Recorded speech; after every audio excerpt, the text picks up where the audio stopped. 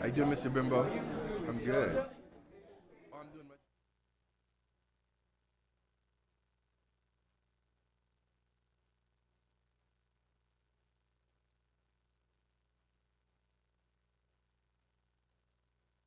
Pledge of Allegiance. Put your right hand over your heart. Repeat after me.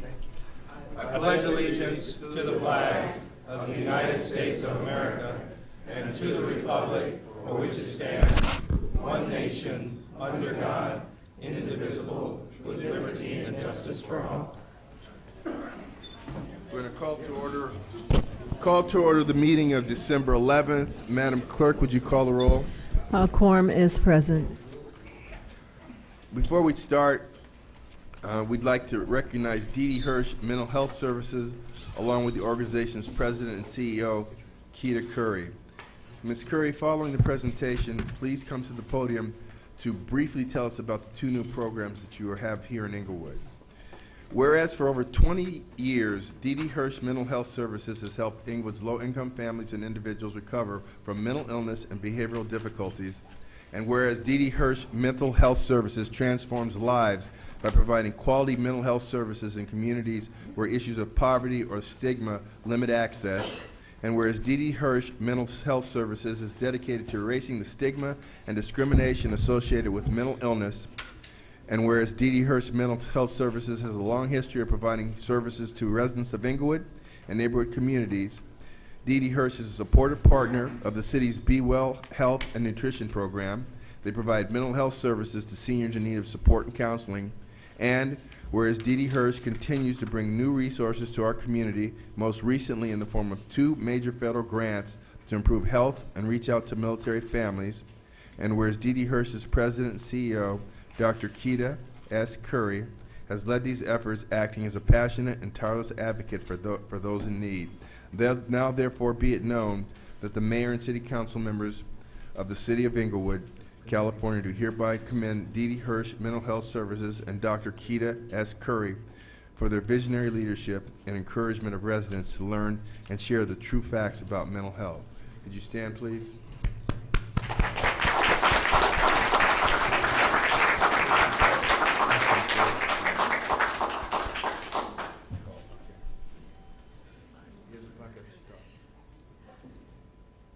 I'm not going to break this, am I?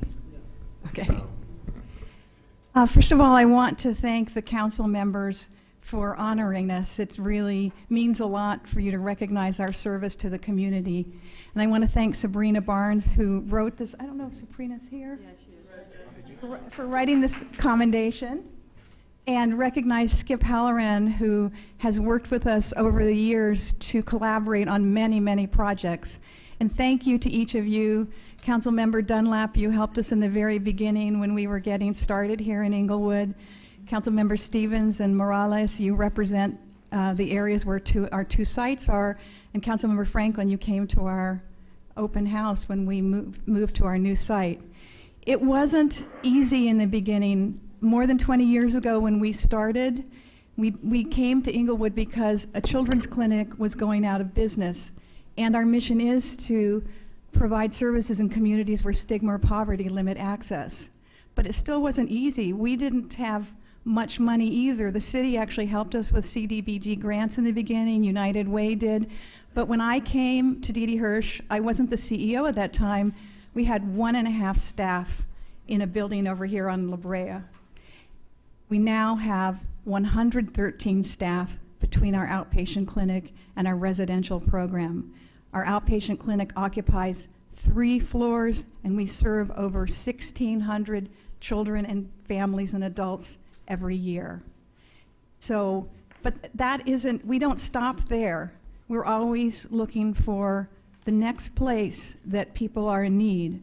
And two of our major priorities were military families and also adults with mental illness who are being neglected when it comes to their physical health. Adults with serious mental illness die 25 years sooner than the average American, and that has to stop. Also, adults with mental illness in California, more than 50% don't even get any help. So 2 major grants came along that would supplement our huge array of services, school-based services, a program for 0 to 5, our Be Well program with the City of Inglewood, our homeless outreach, our collaboration with the police department in Inglewood, which is fantastic.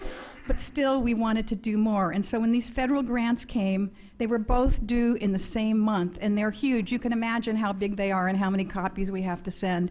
But we said we can't let either of these opportunities go by. And the competition was fierce. The health care grant that we received, only 32 agencies in all the United States received them. So let me just briefly tell you what we'll be doing. We are partnering with South Bay Family Health. They will bring their primary care experts to our site and provide basic health care to our clients. And in that way, there'll be a conversation between the psychiatrist providing the mental health and the doctors checking blood pressure and insulin and other physical problems. We also are going to use peers to educate people about their health, and we're going to really reach out into the community and educate the community. And in the end, the measure of our success will be that our clients are healthier and they're living longer. I can't tell you how it breaks my heart to see that people younger than I have died of a heart attack or died of complications from diabetes. And for the veterans, when someone is in the military and deployed, it affects the whole family. Whoever's left behind has to adjust to that loss.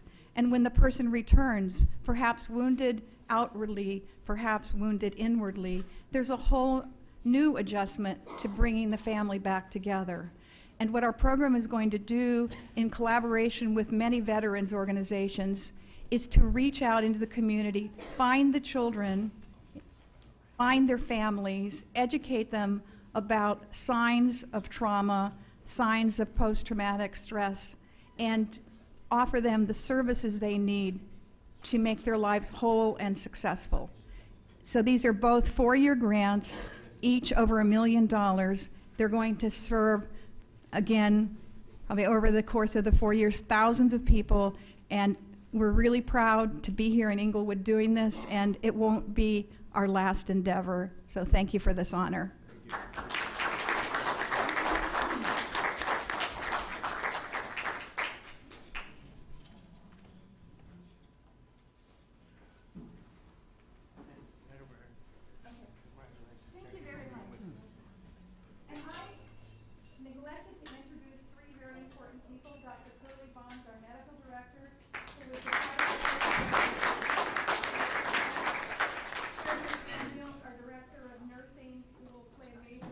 Coordinating the health grant, and Janine Perrin, who our grant writer, who managed to oversee both these grants and succeed.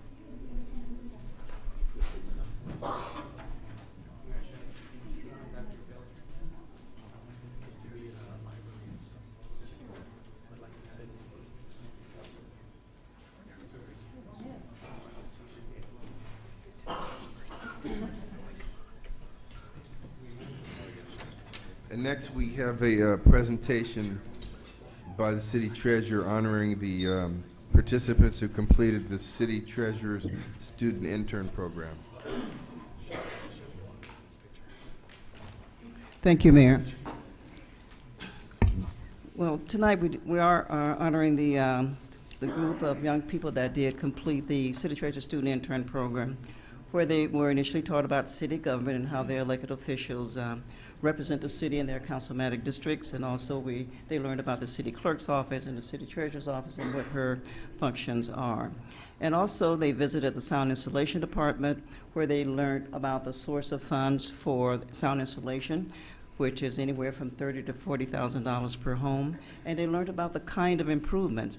And we certainly want to thank Betty Griffin for giving us a very good coverage of that particular department. They also had a field trip to Studio 61, that's owned by Mr. Felix Washington, where they learned about sound recording and editing, and also how to handle studio prompts. Also, they had a very good session, as always taught by Assistant City Administrator Mr. Michael Falco, and they just really love him, and he likes providing the program. So we want to thank Michael also for providing that session, where he taught them about the 911, and also gave them a lot of information about the police department, and also a very interesting session on the operation of the K-9 unit.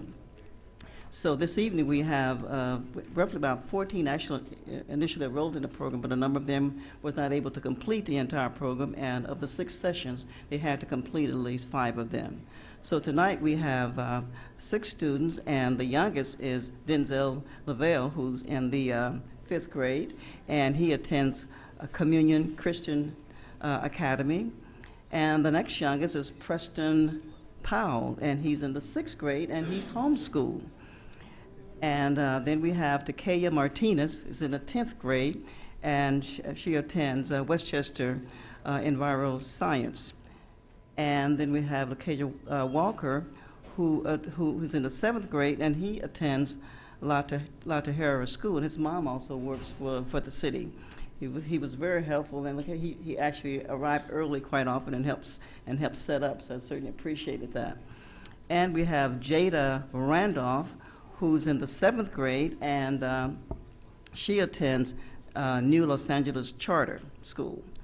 And her brother is also in the program, and that's Jalen Randolph, who also attends Culver City High School. Also, I would appreciate if the parents of Preston Powell would stand.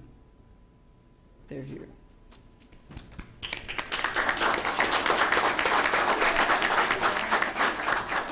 And the parents of Denzel Lavelle.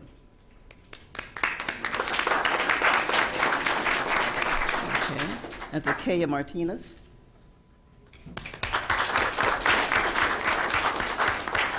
Lakeja Walker.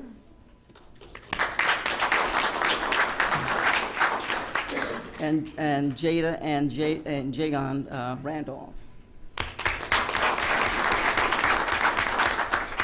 Okay, so now I'd like Preston to come forward and just come right up here, Preston. You can stand right up there.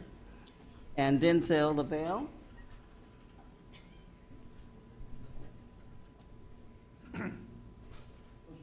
Kaya Martinez.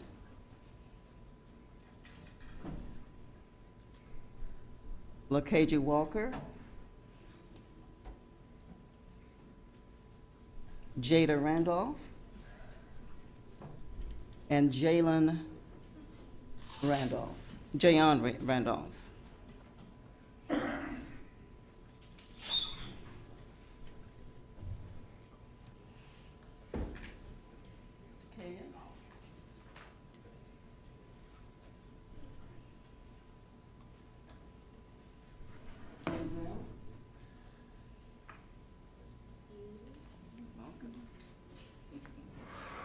Preston.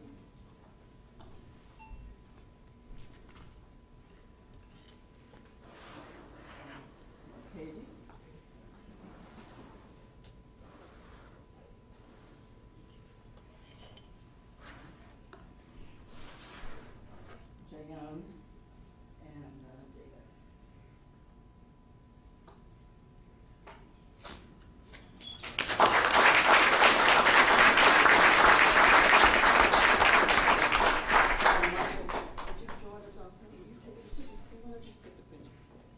I can do it, Michael, if you just tell me what to push. Okay. Uh-huh.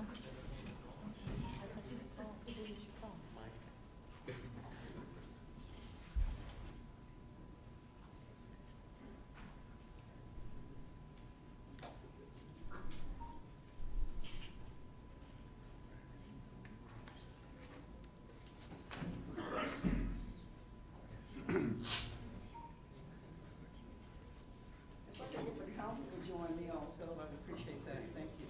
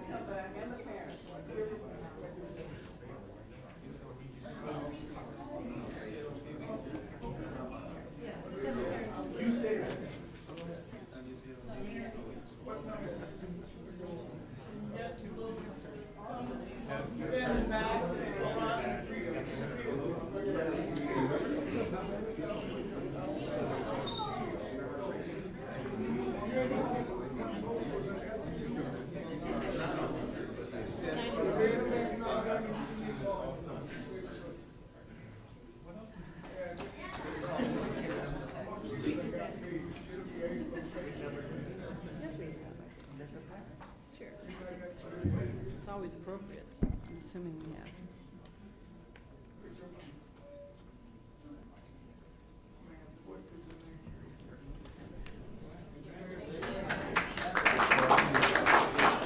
Oh, you're welcome.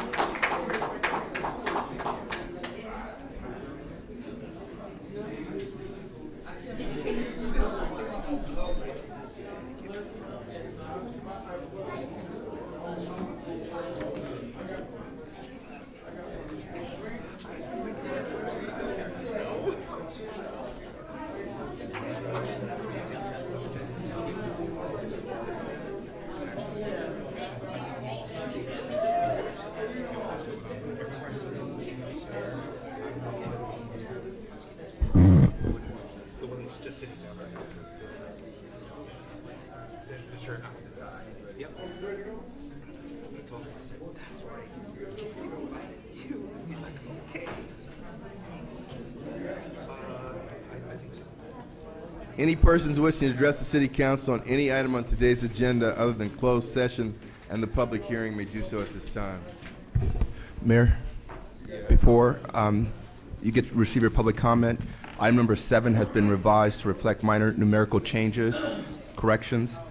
Copies of the amended report have been provided to the city council and have also been made available to the public. All right. Buenas noches, Buenas noches. miembros del Consejo de la Ciudad de Inglewood, señor Eloy Morales. Quisiera hacerles saber que yo no tengo ninguna propiedad. Eso de que a pesar de que nos emancipamos de España, y se utilizó el símbolo de la Virgen para hablar no el idioma de nuestros antiguos masters, ¿no? Los que hablaban inglés, sino que eran los que hablaban el castellano. Y aún seguimos sin poder comprar una propiedad. Pero lo que es interesante aquí es sobre estos aspectos de la comunidad que se llama Community Development Block Grant, Item 3, and it has to do with investments in partnership home programs. I think we ought to be very careful about what you're doing. I already gave a letter to Michael Stevens, an email that has been sent to Maxine Waters and Diane Feinstein as to how they're treating us with, in this month, 5 inspections. And illegal entry and searches in our, it's not even our homes, it's where we're forced to live after the emancipation of California from Mexico. I want you to please consider that this is what the masters are doing to us, and we're speaking the language of your former masters. And the other item here that I would like, please, before I go to the mental health, Didi Hirsch for attention after being unemployed for 20 years because I did not march in the civil rights. It has to do with another community development plan grant. This is PH1 that would be continued for public hearing not until December 18. So please bear with me, Judy Dunlap, with all due respect. I think that this is getting, I can bear the experience of how awful it is to live in these Section 8 places. We ought to have a place of our own. And if in our land we cannot own a piece of our land, wait, this is not our land, this is not our home, this is not our land. This is very pathetic and disturbing. So I wish you would please review this before we continue on this path of Section 8 and having all us live by the good grace of the taxpayers. Thank you. Thank you. Thank you, sir.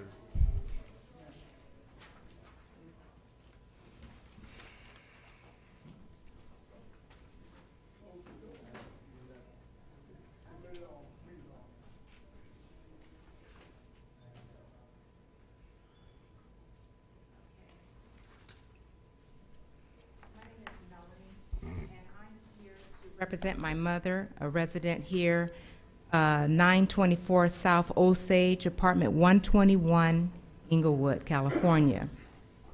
I would like to express my concern regarding health environment issues such as mold associated with her living conditions at the Osage Senior Villas.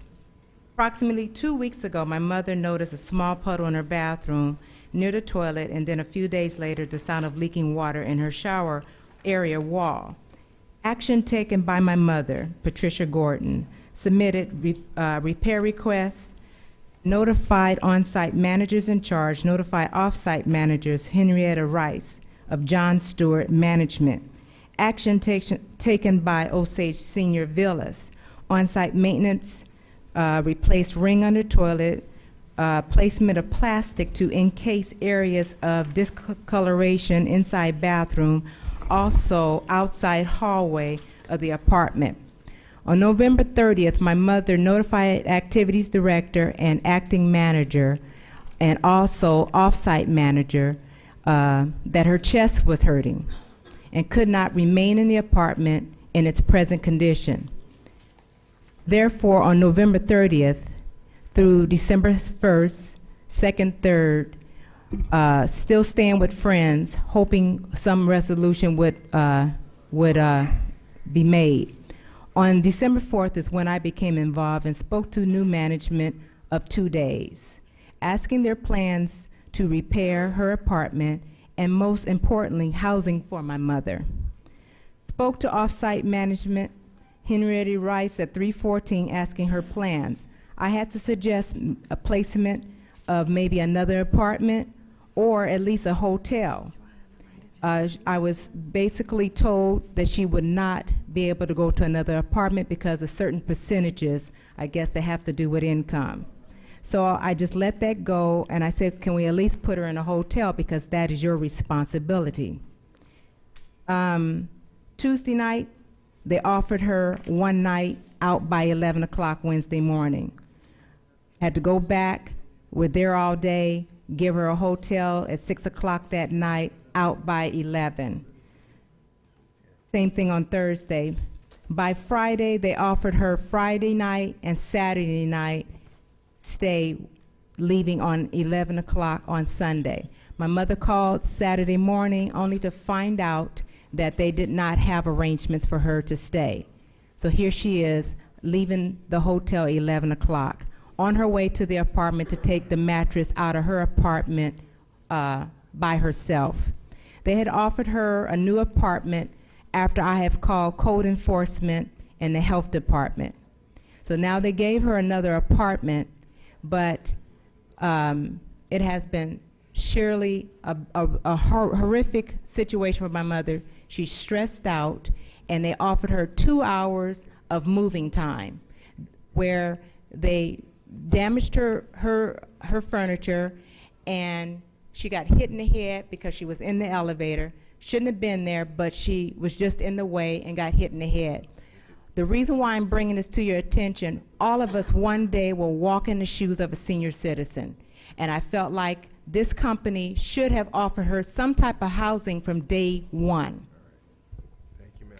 So I'm bringing it to the board's attention. I know some of you already are aware of this, but this has to stop. Other residents are in there complaining, but I'm concerned about Patricia Gordon and number 121. Thank you.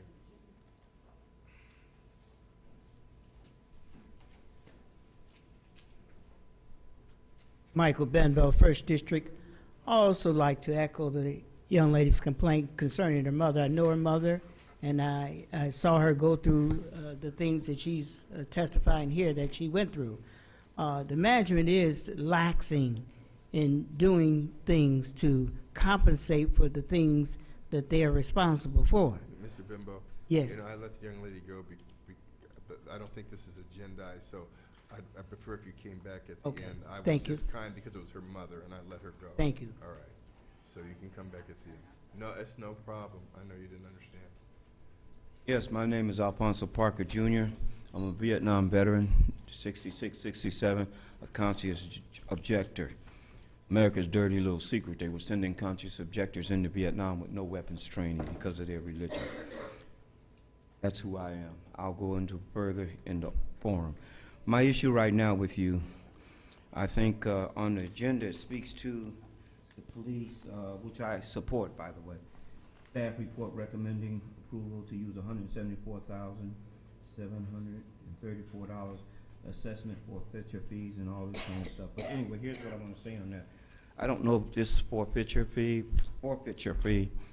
is has anything to do with Homeland Security grants and abuse reports and stuff like that. But I read what the government gives me because of the Privacy Act, you can't get anything from them unless you got a lawyer, which most of us can't afford. But in the paper, because all organizations must communicate with each other, even racketeers, they have to know what each other are doing. So in today's paper, I think it is, no, I'm sorry, December the 5th, Homeland Security grant abuses reported. I bring this up because just that I think when these funds, should they be related or any funds today coming from Homeland Security, you need to scrutinize what you're doing with those funds because there's massive fraud, misuse of funds, and you don't want to get the city of Inglewood caught up in that. So any funds we use from Homeland Security, I think you need to know what we're doing. Okay? Get it? Yes. Be careful what you do with it because it could come back and bite you in the butt. Thank you, sir.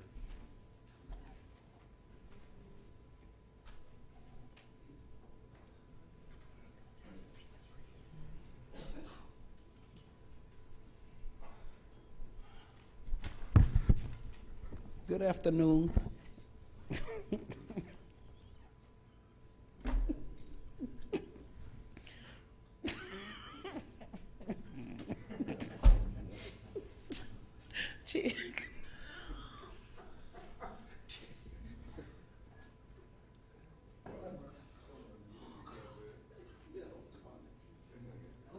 Okay. I want to speak on agenda item, Chief. I wanted to ask you something about the police thing. It says that you, the purchase right here, is that for for them to be able to see the cars? You know, like if someone steal a car, you could read the license plate? Which Is one, that- which item are you talking about? Number 7. Is that what that purchase for?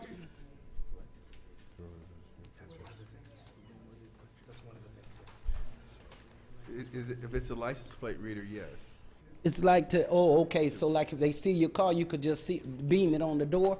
No, license plate reader. Okay, and one other thing I want to ask you about that parking. You know, like you pass the camera ticket things? The red light? Yeah. When are we getting rid of those, Chief, Mayor? I believe that the city entered, when they entered into that contract, it was a long-term agreement. I don't know that it expires for a few years yet.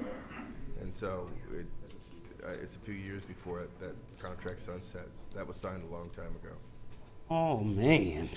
Okay, so one other thing, Councilwoman, is this your project on number 1? The 811 eucalyptus? Yes. Okay. That's in District 2. Okay. And one more thing I need to ask you, Mayor Butts. One more thing. Come on now. No, go on and finish your statement now. We've indulged you, Ethel, now. Make your statement. I need to ask you one thing. Make your statement. We're not answering your Why question. is it every police station could come in and take over our city? I want to ask all of the council members that. Why you let every police department come in, take over our city? Inconvenience all the taxpayers. 7 hours. Playing the game. No one was caught. Nothing was done. Nothing. Just a game.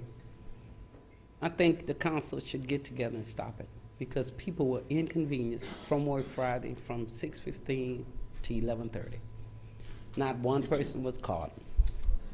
We didn't see nothing, and we didn't see no accident. We looked in everyone driving. They called themselves secure in the area, and it wasn't.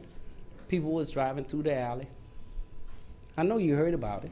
I know the council members heard about it. Heard the helicopter up there for 7 hours. Helicopter left, came back. But I guess, oh, well, we pay the taxes here. Then they make fun of us and say, one of them made fun, said we don't pay taxes, enough taxes. So I just want to call that, bring it to your attention. And it wasn't because of the officer.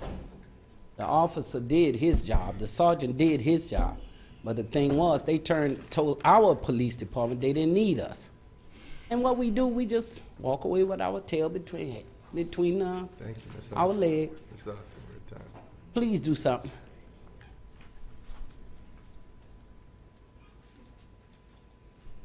Good evening, Mayor and City Council. Ronald Davis, 2nd District. Just wanted to lend my support behind approval vote for item number 6, of course. It's $3,000. And it appears to be supporting something positive. And we make it to the point where all we got is a nice walk in the park. And that goes a long way. And item 7, absolutely, the police should get, if you win it, it's yours. That's how we roll in Inglewood. You break the law, you pay the price. We take your car. And yeah, it should definitely go piggyback on with item number 8 for license plate recognition. Anything that can make the officers' jobs easier and more expedient, the better. And I'll finish by mentioning item number 4 for the safety shoe purchase. $30,000. Only question I would raise is, how many pairs are we buying? And they must be really, really good shoes. I hope so. And with that, thank you for your time. Thank you, Mr. Davis.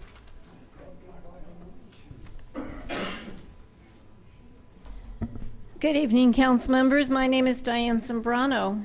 I always have a concern anytime that we are giving grant money to any organization. And I would hope that as we give the money to the organization, and yes, I know it's federal money, but it all comes through us, and that's why it's on your agenda, for the acquisition and rehab of the 93 units for rental housing.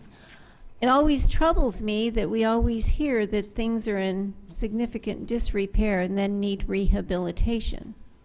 Add another couple zeros and this would look a lot like Madison Square Garden, wouldn't it? Same numbers, just a little bit more in the zero column. I would hope that as you look at these, we go through the trouble of making sure that they have all the things that were on the blueprints when they were supposed to have been built. I hope we don't come back and hear that if they were supposed to have the safety bars in the bathrooms, they're not there either. These are supposed to be safe. These are supposed to be for seniors. These are supposed to be for low income. And we tend somehow not to bother to check on things like that, don't we? Even though we give money, that little check and balance seems to only go for the neighbor down the street who has a broken window based on some kid accidentally throwing a baseball through it, and then we give them all kinds of grief. So I would hope that since this is a business, that they are held accountable for all of the dollars that they receive. They are pass-through dollars, but they are usually significant. And then I'm going to do that little housekeeping thing on item number 7, tying it to item CS2. CS2 is selection of a chief of police, and yet on item 7, someone has already declared they fill that position. Oops. I thought there was a whole long discussion about that whole concept of using acting, not using acting. I remember it. Apparently the person didn't, or you already made that decision behind closed doors and forgot to tell us about it, which would not be appropriate, now would it? Selection of police chief and page 4 of 4, item 7.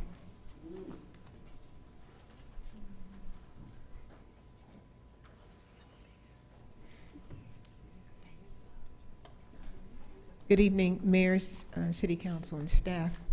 I would just like to know if there is an itemized list for these shoes.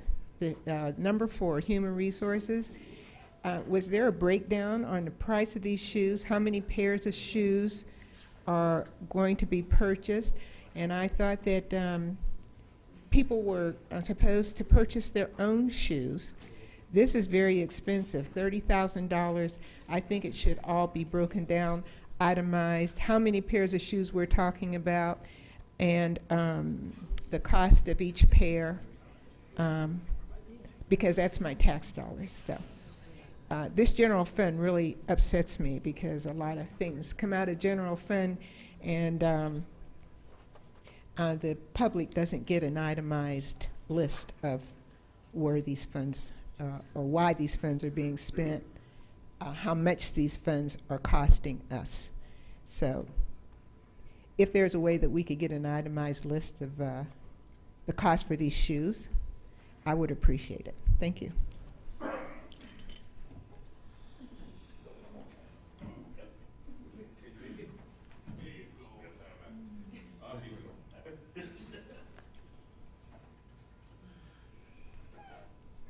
I'm here to speak on number 3, I believe. You can do it now, right? Yes. The only thing I dislike about it is that it has a wording in there, and as you know, when you go out to lunch at night, in the afternoon, or whatever, if you have what they call very low income, certain restaurants and things do not move into your city.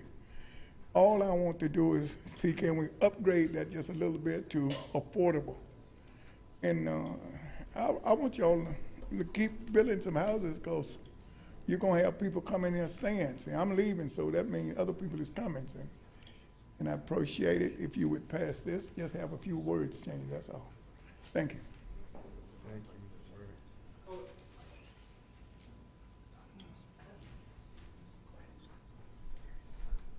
Good evening, Mayor, City Council staff. People have been talking about the shoe purchase for the rank and file. When I say rank and file, I mean not people at the top. $30,000 is very cheap for these people because we have been fighting for them because they are in the low totem of the pole. So shoes is very insignificant. We're talking about people that need a salary in the city. We are trying not to cut them. So if we can't provide shoes for their safety, people like policemen, people that work in the trees, people that do street maintenance, these are very important things. We're not just talking about one select group, we're talking about citywide workers at the bottom of the totem pole. So please, $30,000, very cheap. Let's get them job security, which we need throughout the city. Thank you.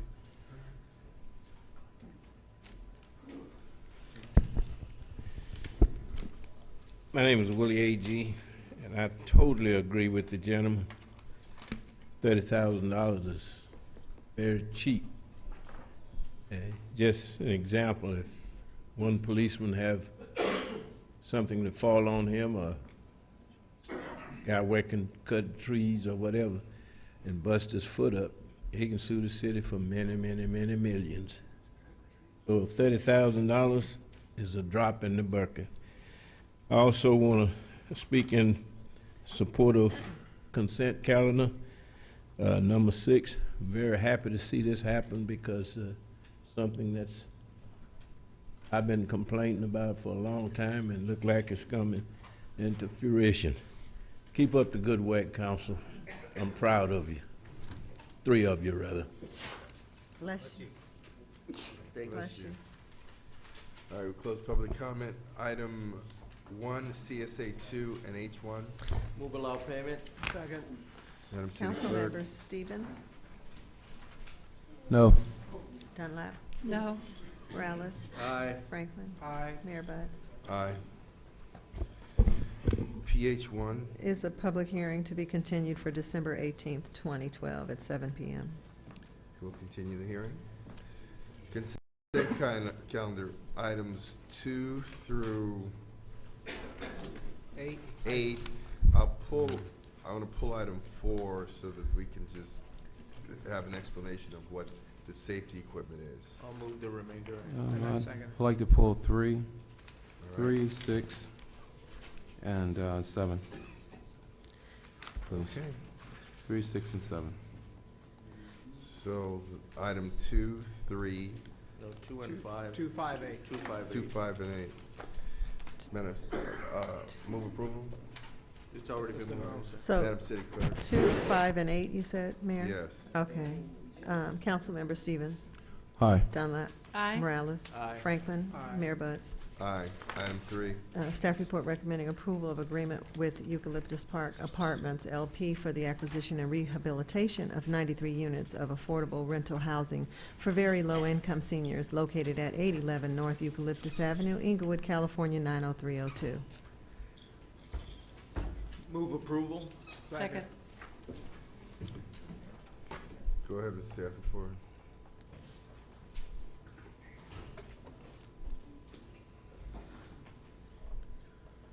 Good evening, Mayor and Council.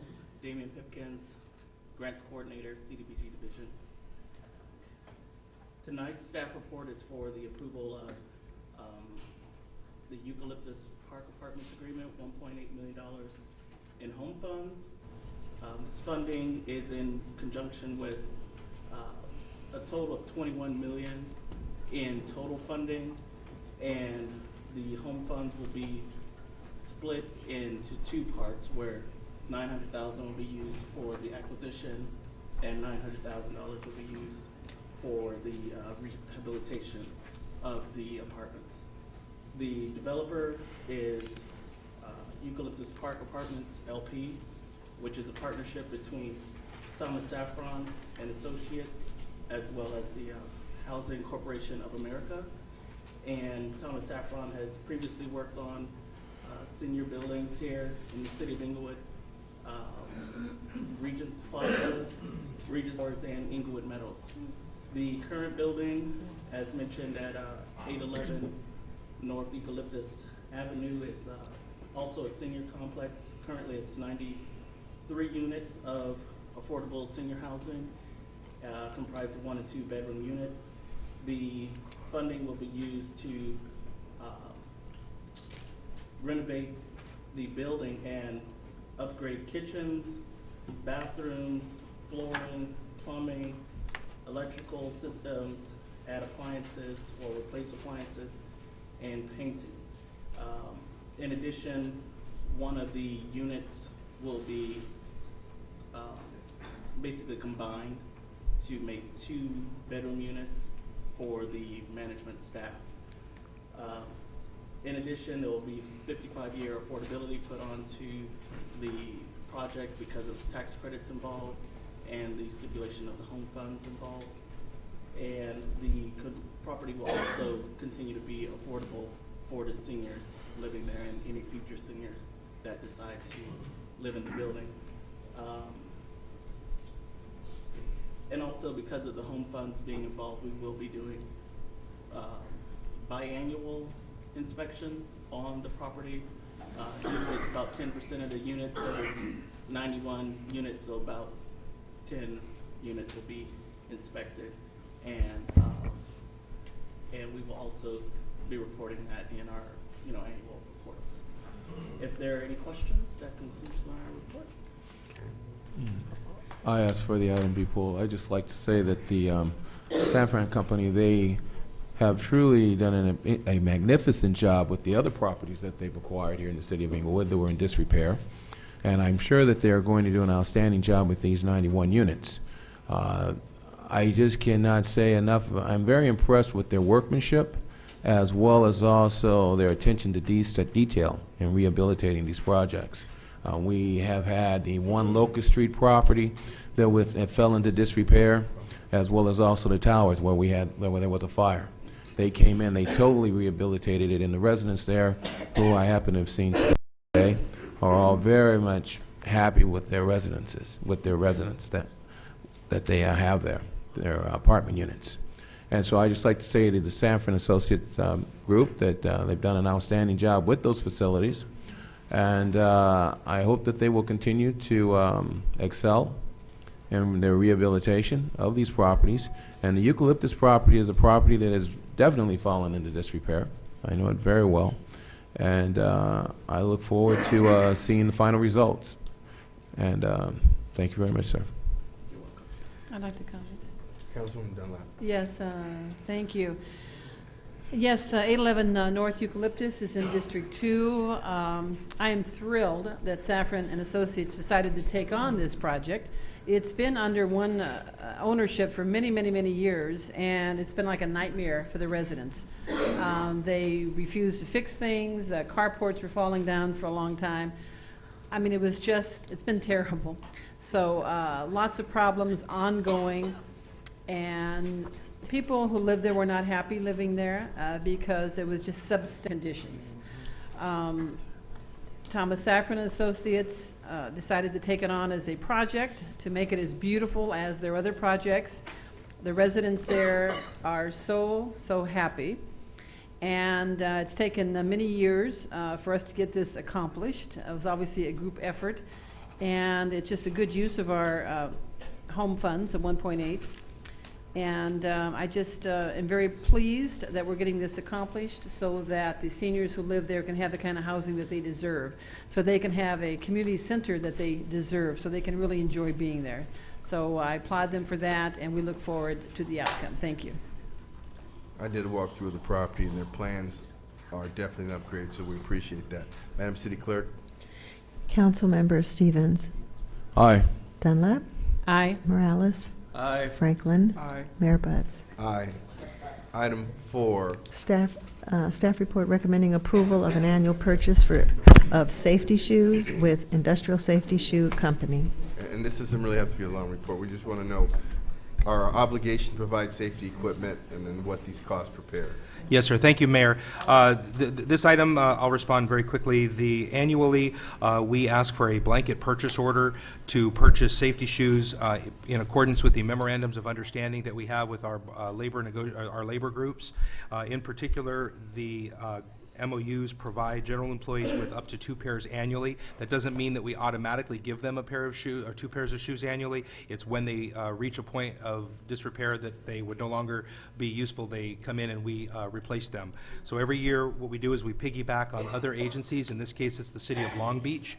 Has done a competitive bid to answer the one constituent's question on Exhibit A of the bid section. It shows the actual unit price of the shoes. They range from $90, $91, $90, $96. The highest it looks like is $99. And then this particular vendor provides a total satisfaction guarantee where they will repair them or replace them if there's any material defect free of charge. On average, we estimate usually somewhere in the neighborhood of about 125 employees get a pair of shoes.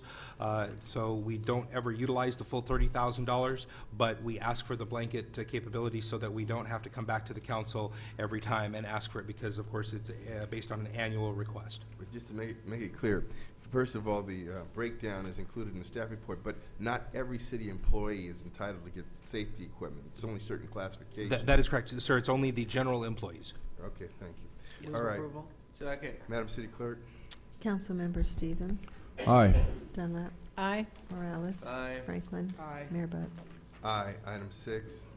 Staff report recommending reapproval to use $174,734 in asset forfeiture funds for purchase of the fiscal year 2011-2012 and approve the use of, and that number from 326,000 has changed to 281,000 in the asset forfeiture funds for new purchase.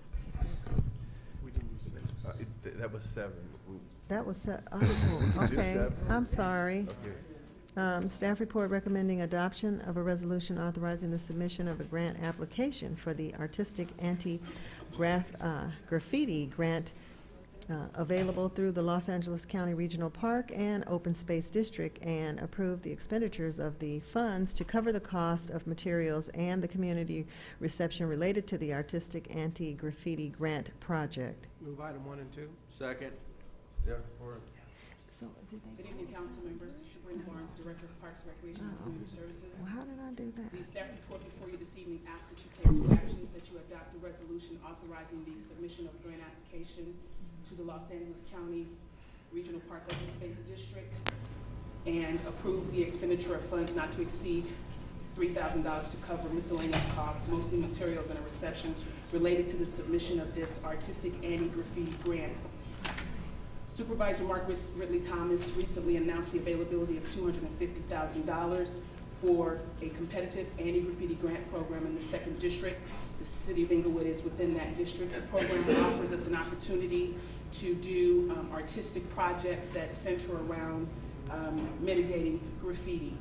Up until 2011, Darby Park had a mural entitled Teachers to Know. It was located on a handball court, but over the course of several years, due to graffiti and defacing of the wall, it fell into disrepair and eventually it was painted over.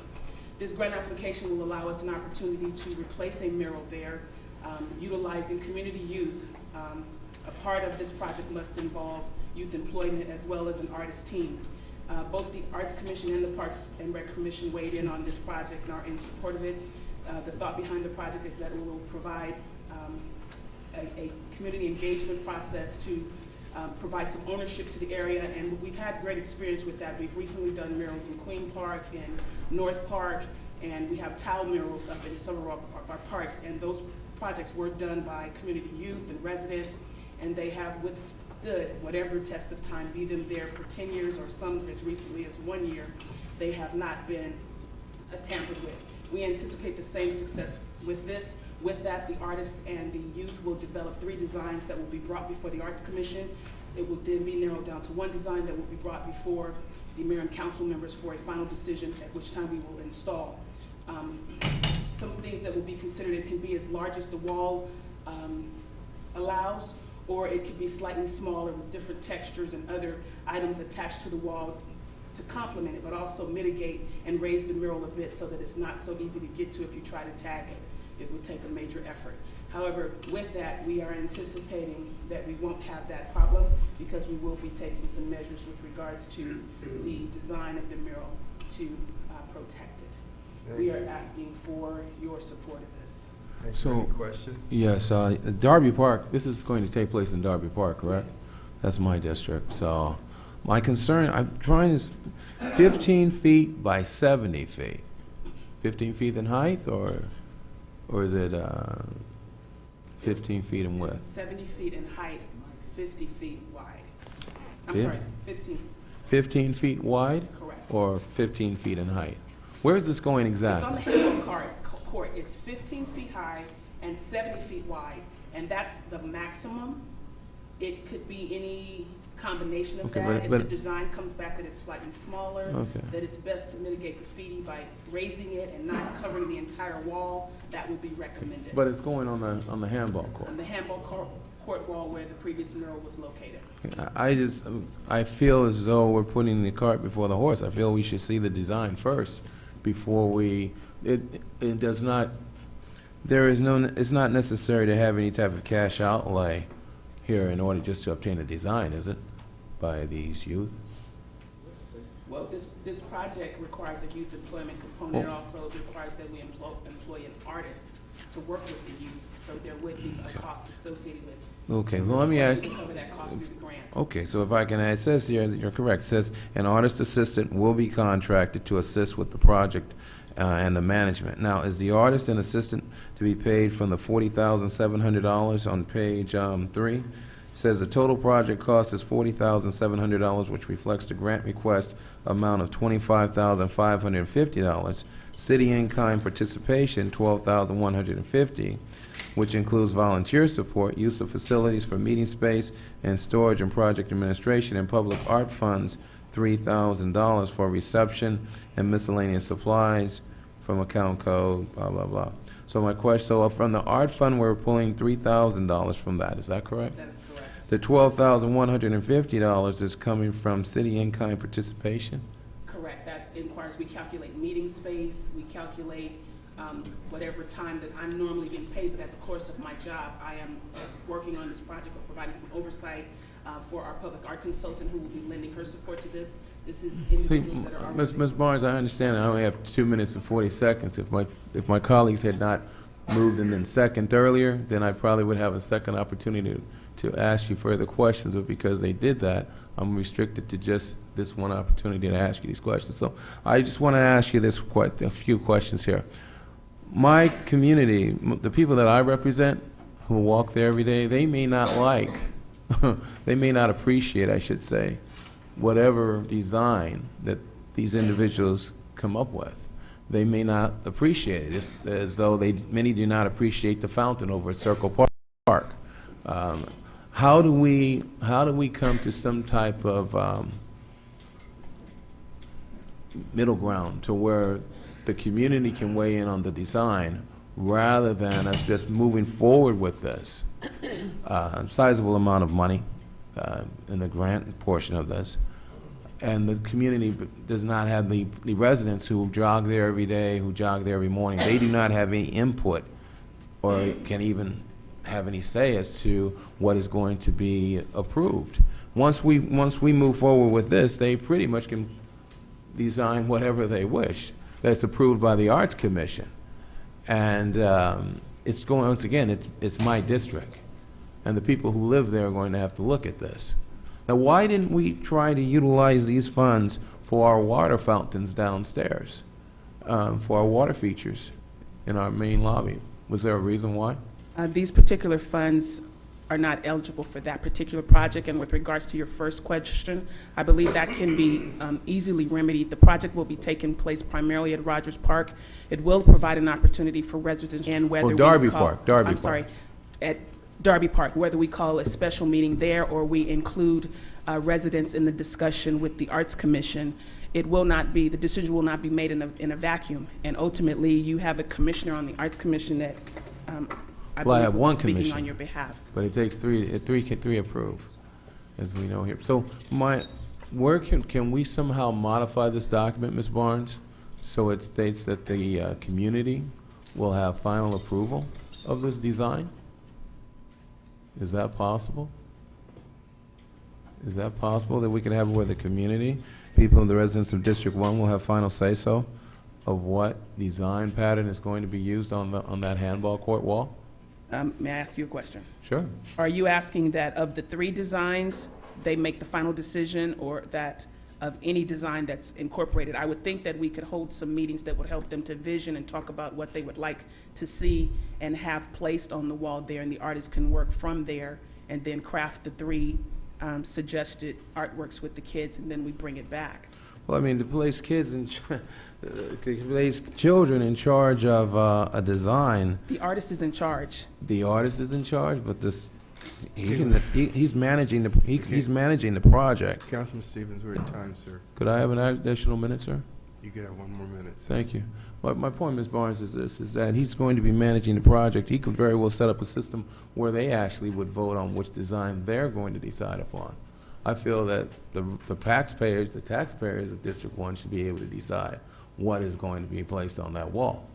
Now, I think we should modify this document, colleagues, so that we're able to do that. Perhaps maybe Ms. Barnes and I, we could sit down and we could discuss it further. If I could ask my colleagues to pull their motion to move forward with this, perhaps maybe we could do that, Mr. Mayor. May I interject, please? I would ask that you, if you want to speak that into the record, and we would incorporate that. We don't have the time to pull it and have a lengthy discussion about it. The grant is due within a few days. Why is it always, okay, so it's a few days? Councilman? Yes. Why don't we just ask that it come back here, knowing that it's District 1? I don't think our colleagues here have never, for something so small, been able to waste any time. I think we'll all be supportive as long as the District 1 residents are. If you ask them to just bring it back here for its final rendering. What do you think? For its final rendering? I'd hate to get all the way down the road for the final rendering. I'd like to be involved in the process as we go along. That's something you'd have to discuss with staff. I appreciate your suggestion, though. Okay, there's a motion and a second. Unless Excuse me, the motion is the initial one? Yes, Mr. Mayor? I'm saying unless they want to withdraw, we're going to vote on the motion. Madam City Clerk. If we could just take a moment. Councilmember Stevens. Mr. Mayor, I was just hoping we could take a moment just to discuss the matter. Mr. Morales had an idea. Maybe we could all expand upon that idea. Councilman Stevens, there's a motion on the floor. It hasn't been withdrawn. We'll vote on the motion. If the motion fails to pass, Well, we'll have further. I understand, sir, but Ms. Barnes had made a suggestion that perhaps we could, what were you suggesting, Ms. Barnes? Councilman Stevens, Ms. Barnes, please, please. Well, she made a suggestion. Please, Ms. Barnes. Madam City Clerk, call the roll. Councilmember Stevens. Excuse me, I'd like to make a comment.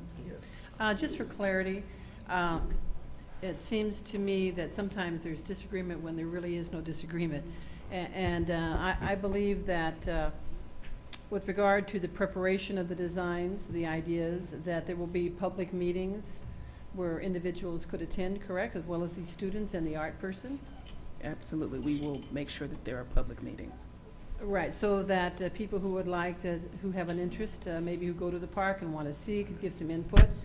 And also at the Arts Commission meeting, which is a Brown Act publicly noticed meeting, that individuals would be able to come to give their input. Correct? Correct, at the Arts Commission. Mm-hmm. So maybe you could briefly summarize for the public the opportunity for members of the community to give input into what is eventually going to be placed there.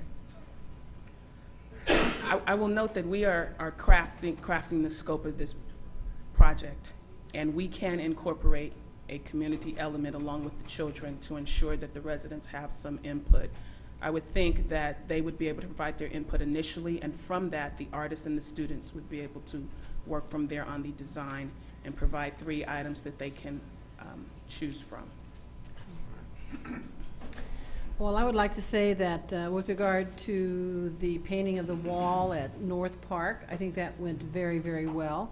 It was done to prevent graffiti from going there, but it was also included artist participation in the design.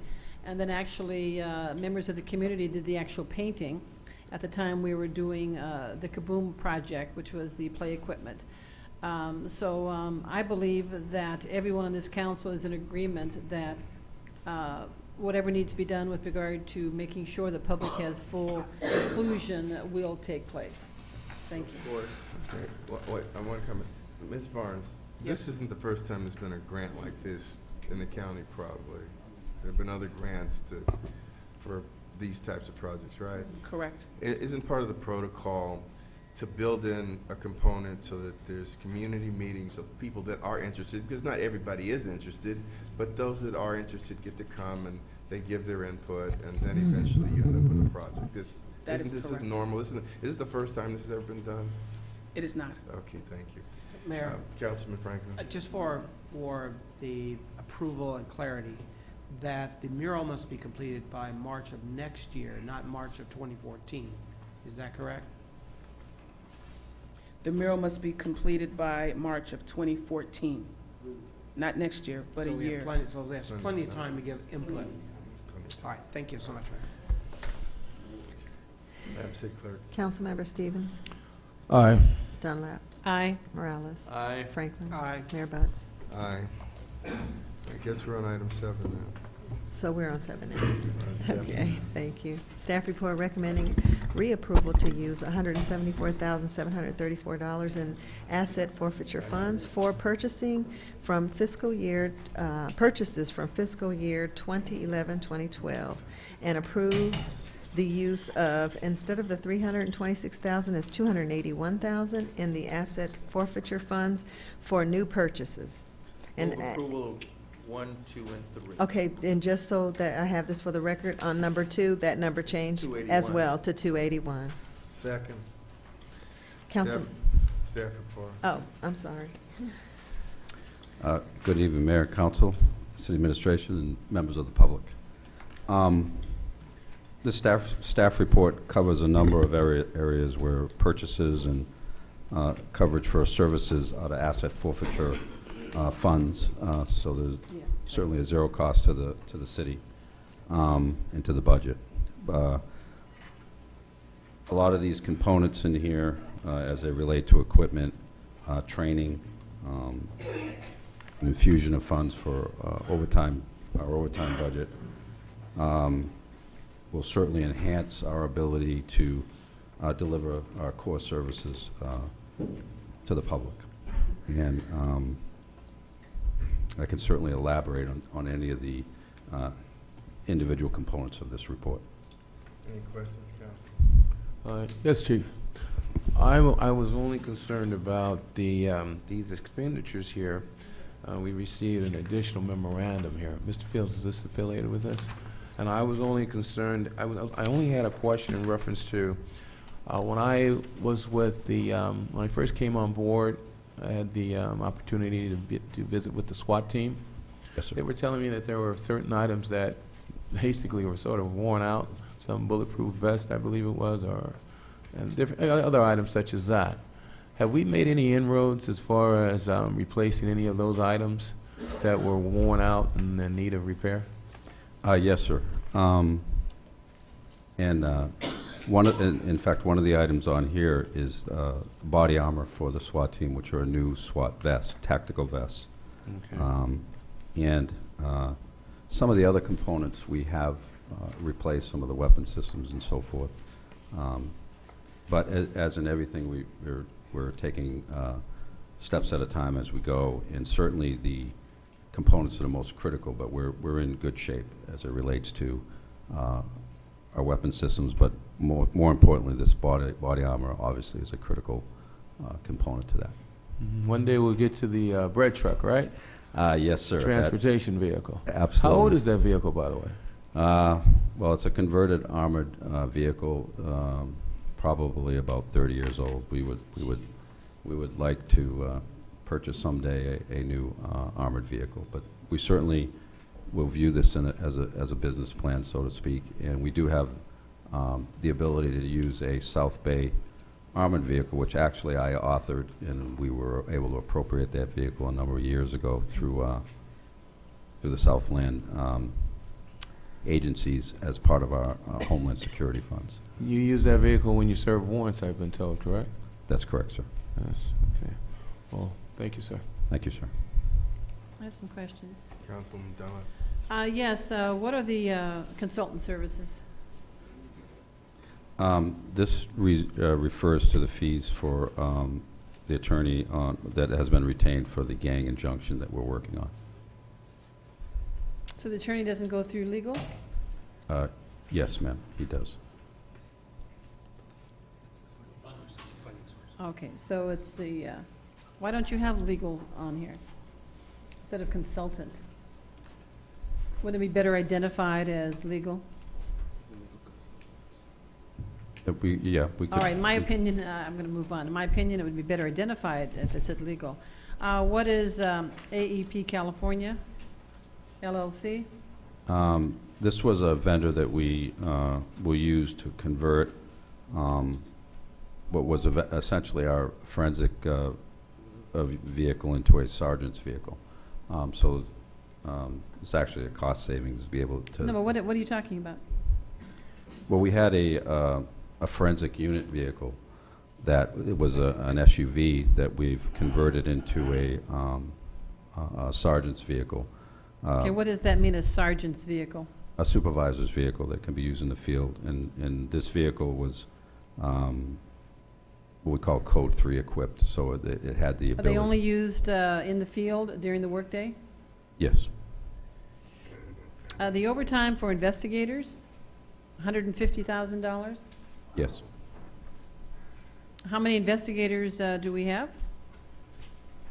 Well, these monies are used by the entire investigative bureau and to offset case review and case management. How many investigators do we have, Chief?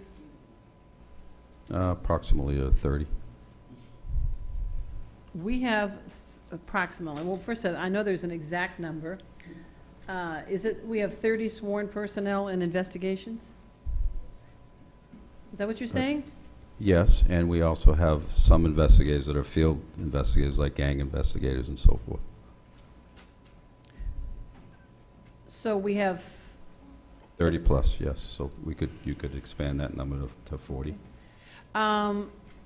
what is the budget for overtime for this, for 2012, 2013? What's the total budget for overtime?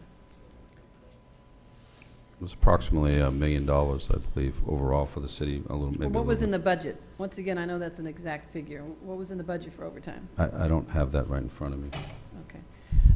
Is this 150,000 a part of that 1 million? Or in addition to? This was part of the status quo budget that was passed this year. No. And no, this no. money was. Excuse me, Chief.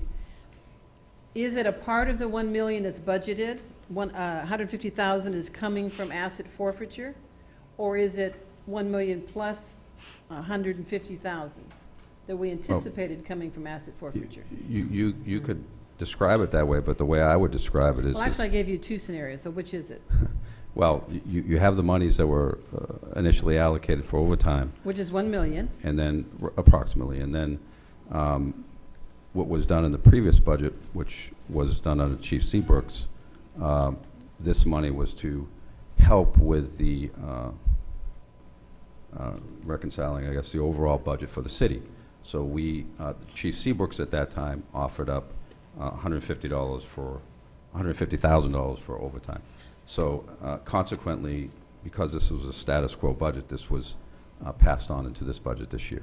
Well, actually, it didn't have to be, but it is. So you're therefore saying that the 150,000 coming from asset forfeiture is a part of the approximate $1 million budget for overtime, correct? Yes. And it's used solely for the Office of Criminal Investigations. That's correct. Okay, so when you mentioned the gang detail, how many people are on that? Well, we have, I believe it's 8, two inside investigators and 6 field supervisors. We have 6 police officers in the field who are assigned to a gang, like task force or something? Yes. So the people working in gangs in the field, as well as investigators, this is a part of the money allocated towards their overtime. Correct, to offset the overall budget of overtime for the entire department. Is there any other outside funds coming to help fund the overtime budget, or would the other monies come from the general fund? It would come from the general fund, but our efforts have been in concert with the entire city to help with the overall budget issues. We've put a lot of oversight over overtime. Thank you. Okay, thank you. Just real quick, Chief, if I understand you, when you say that this 150,000 is once again being reallocated to assist with the overtime used by the police department, apparently before there was about $1 million plus allocated to OT, and then to help with the city's budget situation, $150,000 in asset forfeiture monies, which are monies that are taken from drug investigations and other types of criminal investigations that result in the seizure of property. The department is pledging this forward to relieve that burden from the general fund. Is that correct? That's correct. And because you have to make a specific designation, that's why it's designated as it is for specific purposes, because you use asset forfeiture monies, you have to make a specific designation as opposed to a general one. That's correct. Thank you, sir. Madam City Clerk. Councilmember Stevens. Aye. Dunlap. Aye. Morales. Aye. Franklin. Aye. Mayor Buds. Aye.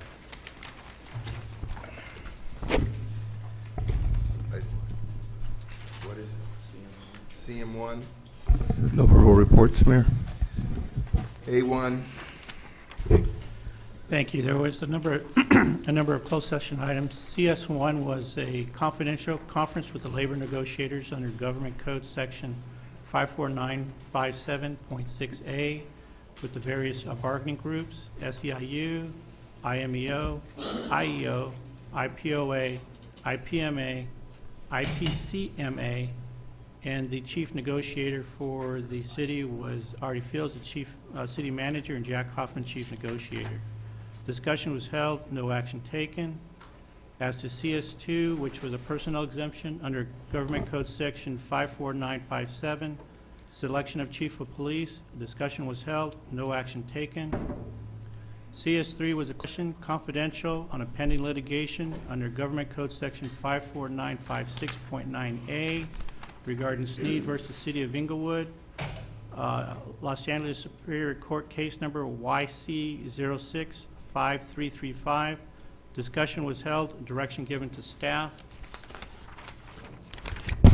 And the last item is CS4, a closed session regarding attorney-client privilege, potential litigation under Government Code Section 54956.9B1 regarding a claim of KLF Consulting.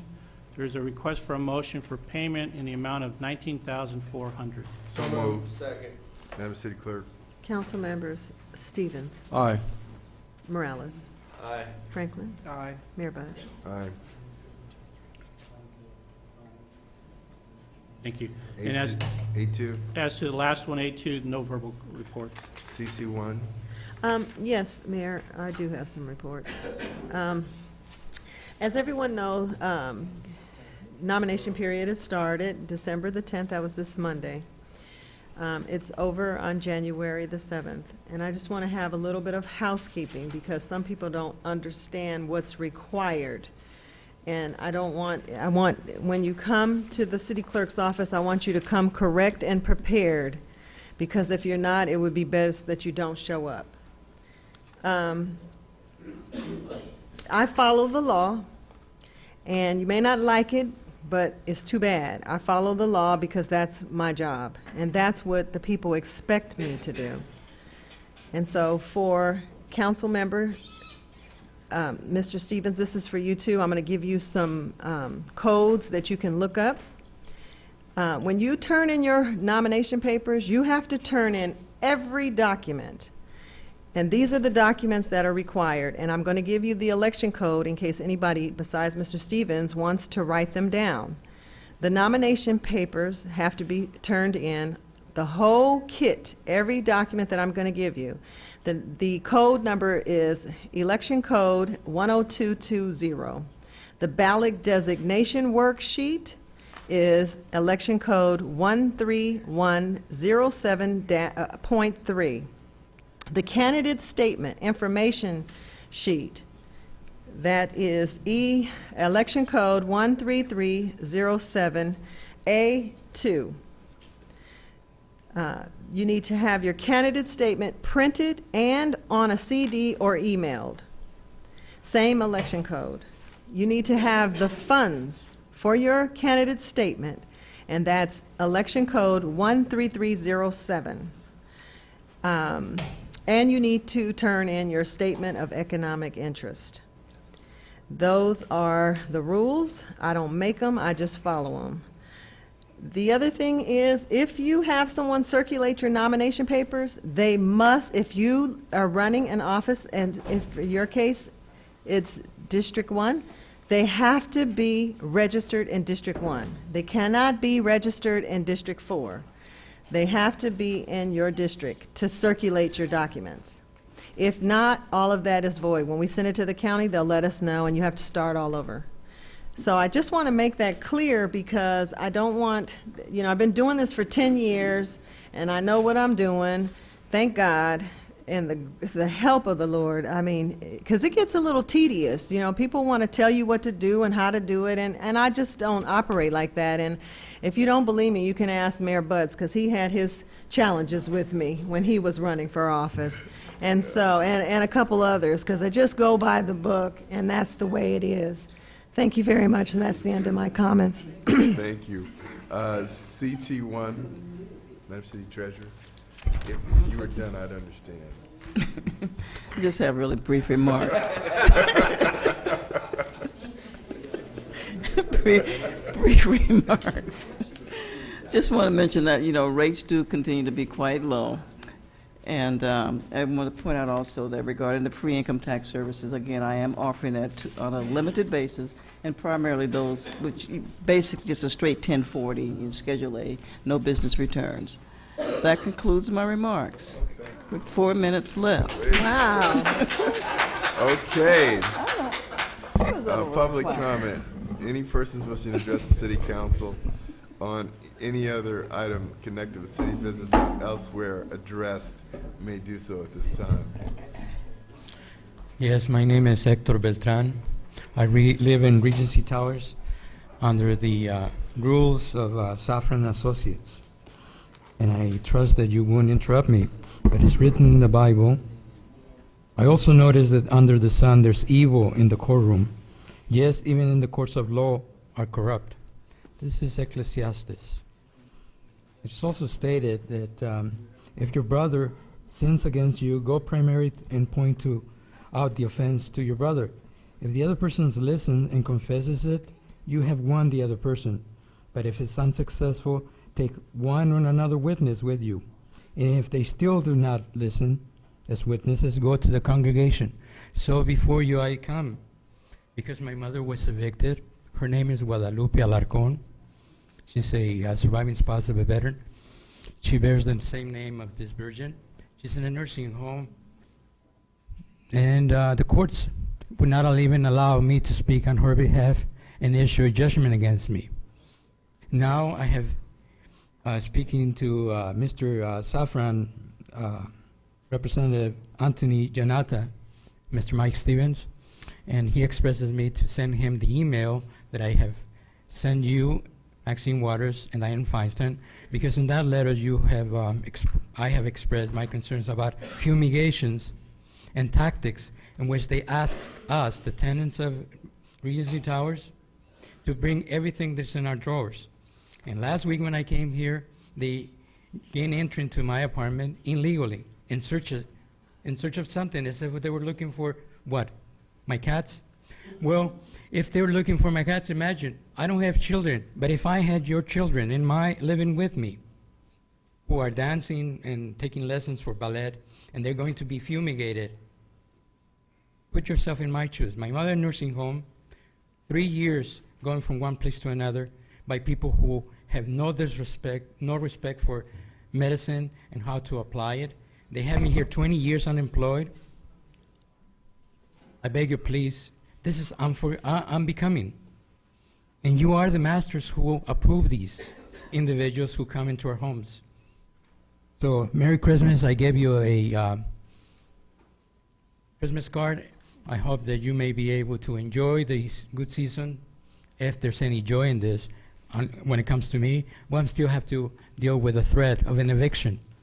And the reason why I'm happy about it is because the manager's left for on vacation. She's not coming until next year. So I still have some relief. So I beg you, please consider what you're doing, because it's affecting me, us, the people, with the people's money. Merry Christmas, and may God bless you.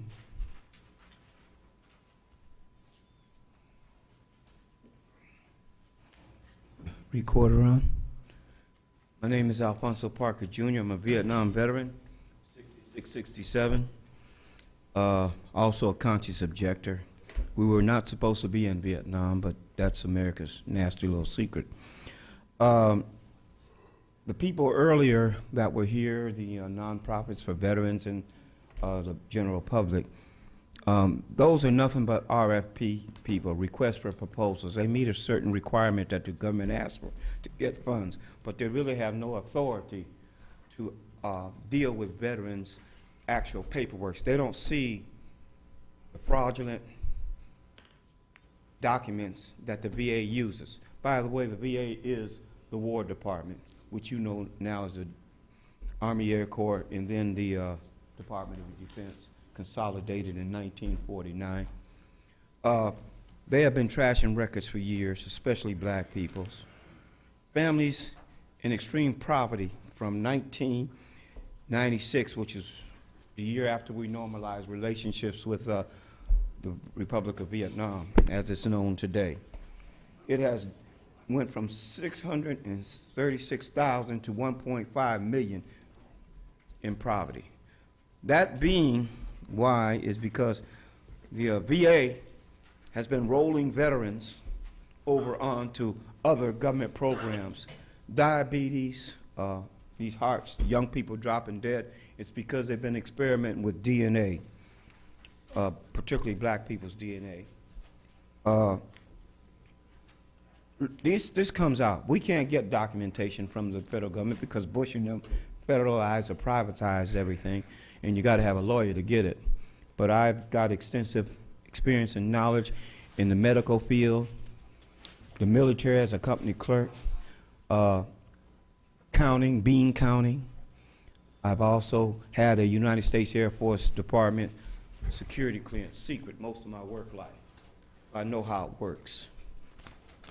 The VA, extreme poverty from that time, long jeopardy, women are living 100 years or so, and out of that 100, 80% of them are women. This reflects directly on the VA channeling veterans into these different county programs, Medicare, GR, you name it, other than what they should be doing. Pre-existing conditions do not exist. There's no such thing as pre-existing condition. They've been tampering with our DNA and genes for the longest, our blood count, blood cells, through shock therapy in the 60s to drug therapy. Before the 60s, early 60s, they went into the drug therapy. They went nuts in 65 during Vietnam. Pre-existing conditions in 1962 was... Time, sir. I'd like to invoke my... Sir, we're at time. I'd like to invoke my personal privilege, Sir, which is a part of... You must hear me. If I invoke Sir, we're at time. my person, Sergeant at privilege, Arms? rights, you must hear me. Sergeant at Arms. Yeah, you need to check your... I wish your lawyer was here.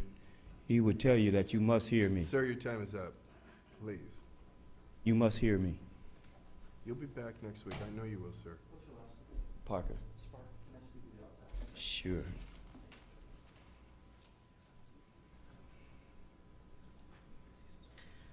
Michael Benbow, Mayor, Council, staff. I'd like to interject some thoughts about the young lady who came up and complained about her mother being without an apartment because of some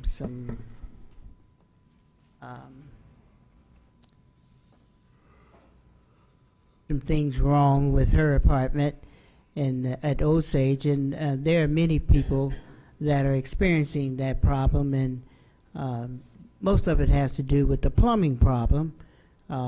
Anytime you have that type of a malfunction over there, then you can expect some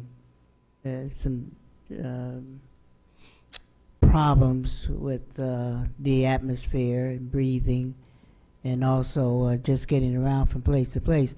But she's not the only one that experiences that, and the management company is, I feel, fully responsible for that, because they inspect the apartments, and they tell us they're going to inspect 4 times a year. But if you're inspecting the apartments 4 times a year, it seems as though you would be able to detect that before it gets to a stage where it's really harming the health of the residents there. And I'm not getting what they're doing as a management company, and we've been without management for some time. We've just gotten a young lady in last week who serves as our manager. Any other time we're without people that we can call. They disconnected the numbers to the main office so we can speak to someone in management. But these things should not be going on a regular basis. And I'm not really one to complain, but I am one to tell the truth. And that's what we're trying to do here. We're trying to settle a lot of problems because of the management just not taking care of the duties I feel that they should be responsible for. For instance, the young lady ought to have a place to stay. If she can't stay in her apartment from which she pays rent from month to month, and once she finds that she's got some problems in her apartment, there ought to be some type of way you can compensate that person, because what's really happening is she needs a place to stay, and she doesn't have to search up and down the streets or call her friends to find some place to stay. Management company ought to come in, know the problem, know it's the part of what they're responsible for, and correct the problem and give her a decent place to stay. And as I said, that she's not the only one experiencing those type of problems. So I have to back her in saying that she's definitely telling the truth about it, and we all feel the same way about it. And we hate to see her lose her residency behind those type of things. Thank you. Mr. Bimbo.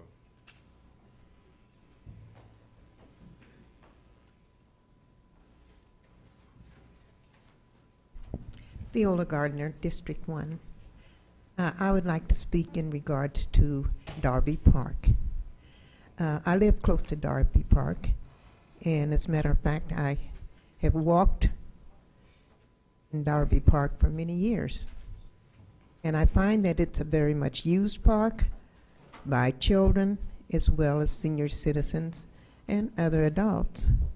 And I think it would be very well done to choose a time and place for community to be able to contribute to the mural that they want to place there. I feel it should be something historical, which we should be able to express a choice of.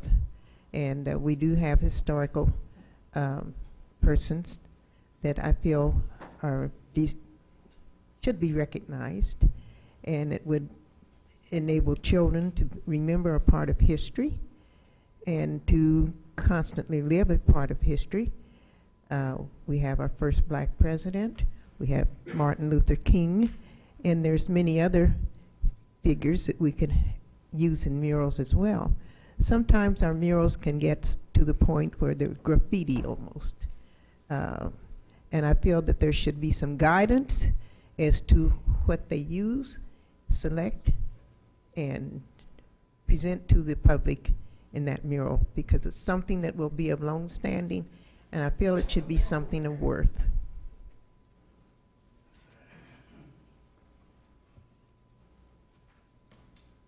Good evening, Mayor, Council, staff. I'm Felix Washington, author of the mural. I think that's a wonderful idea, and I'm all for youth participation. Now, most mornings I would walk over that park, work out at that park, and talk to just about most of those senior citizens over there. I'll tell you what, I think, you know, as beautiful as the mural might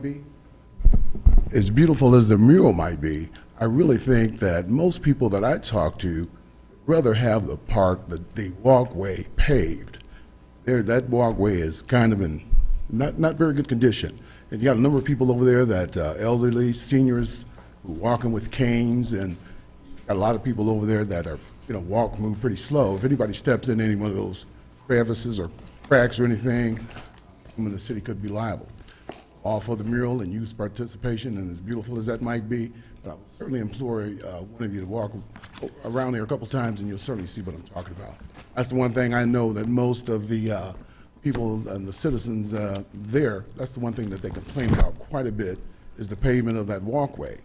Once again, like I said, you got people over there that they're on canes, and if somebody trips and fall, and like I said, it could be a problem. So certainly you need to take a walk around there. And I think the taxpayers would be much more well-suited, and they would be much happier. As much as the mural is needed, I think they'll be able to say that, well, something's being done by the city if the walkway was paved, because that's the one thing that is used the most. Thank you. Thank you, Mr. Washington.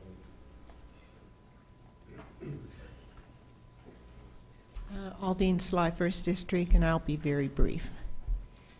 First of all, thank you, Mr. Falco, for giving me the rundown about the shoes. I'm still uncomfortable with it because you said that you wouldn't necessarily use that $30,000, and so it bothers me that things aren't to the dollar. There's so much room with this general fund that the public will forget about it, later on, and you didn't use that whole $30,000.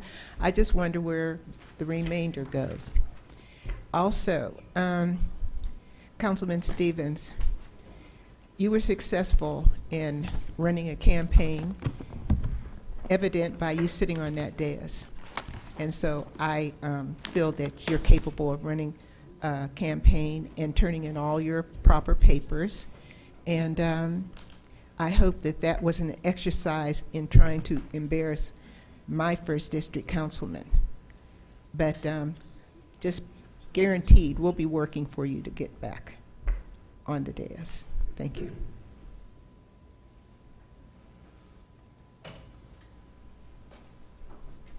Good evening, Mayor, Council, Michael Koper. Last week I was a little disgruntled. Well, that's over. I appreciate all the encouraging words from you guys up there and the public. And really, I was around City Hall. It's unbelievable how many people came up to me here regarding my issue. So I had a meeting with the city attorney, the outside counsel, city manager, and they all assured me that the city plans on living up to their contract with me, which I always thought they would. I'd like to extend to the city employees employee pricing at the Hyundai and Chrysler dealership. I really think that everybody works hard here. They work only 4 days, but they're here probably 5. So if anybody wants a car from us, you can call me. I'll hold your hand through the process. You'll buy it for invoice, which our employees pay for, other than SRTs or a few cars that we don't get much of. So that's my way of saying I'm going to help. You guys are helping me. We're going to, all through time, I've heard everybody, reminisce about all the car dealerships we used to have. We're getting some of them back, and I plan on hanging around a long time. My 35 years here is just the beginning. I'll be here, I'm sure, as long as everybody else. A couple other things. I was listening to the chief. $1 million.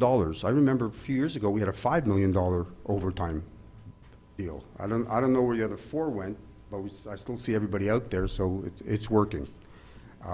If you're going to hire a chief, I think he's doing a great job.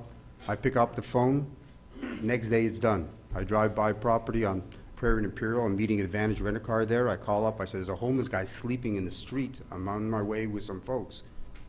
Before I got there, he was gone. So I haven't had that type of attention before, maybe, but it seems to be working. I think morale's up, and I know the statistics are much better.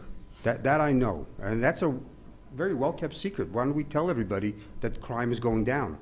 If we can tell, people outside of Inglewood, it'd be easier for me to get tenants inside of Inglewood. And my last thing is the forum. Anything you guys could do to make sure the forum happens. Just like all those car dealerships we reminisce, I remember the Forum Club. There's a lot of history there. The whole world knows the Forum. We were so proud of the shuttle and what it did for us on the world stage. Get the Forum back in. Check out what's going on with Madison Square Garden. It's flying. That place is as good as it ever was. And I think that the same thing will happen to our Forum if we go through the deal. Thank you, sir. Good evening again, Mayor and City Council. Quickly, and I'm not gonna bug you anymore about Jim and just spoke before me. Come on, let's get this done. Come on. And with that, thank you, staff, regarding the shoe question. Don't you love transparency? And I'm totally for protecting our employees. And I understand why the number was so big. 2 pairs, you may not use 30 grand. Then I guess it'll go back to the general fund. Okay. Good. However, I want to touch on bad. Last week, our state-appointed superintendent for ISD resigned after 2 months thereabouts on the job. This man was touted as hometown boy made good. He comes here, and for 2 months' work, if you want to call it that, he gets a severance of $100,000, half of his contract. Whose signature is on that contract along with his? Both their heads should roll. This is outrageous. Nice work if you can get it. I'll take the job, and I'll blow it for 2 months, and you can ask me to resign for half the salary. What fool wouldn't take that? This is the problem, not just at the public sector, but at the federal sector, from the top to the bottom. This is the problem, people. And we have to start in our town to say that if we don't put a stop to it, it's going to ruin us.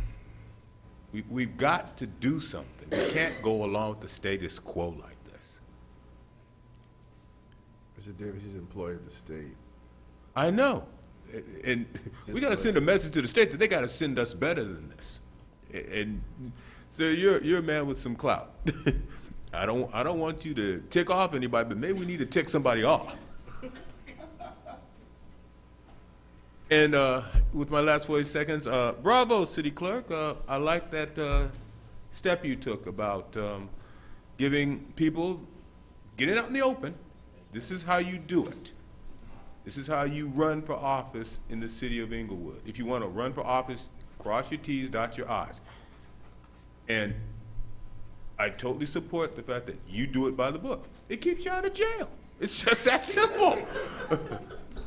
But I'd like to add something with my last 12 seconds that you couldn't add because it might be illegal, or, of course, you're a lady. About 75% of the people who run for any office in this city are a waste of Inglewood City's people's time. You're not running for a good reason. You're trying to dilute votes and play the political game. Stop wasting our time. You know who you are. You know who you are. Same suspects, every election in, election out. Okay. There's 2 or 3 good people running in each district and for mayor. The rest of you people, stop wasting our time. Thank you very much. Thank you, Mr. Davis. My name is Willie A.G., and I live in the beautiful city of Inglewood. I want to take my hat off to the city clerk. That's my favorite city clerk sitting over there, and I want everybody to know it. As far as the mural at Darby Park, the commissioners approved it to come to you guys, and I always thought that artists are the ones that,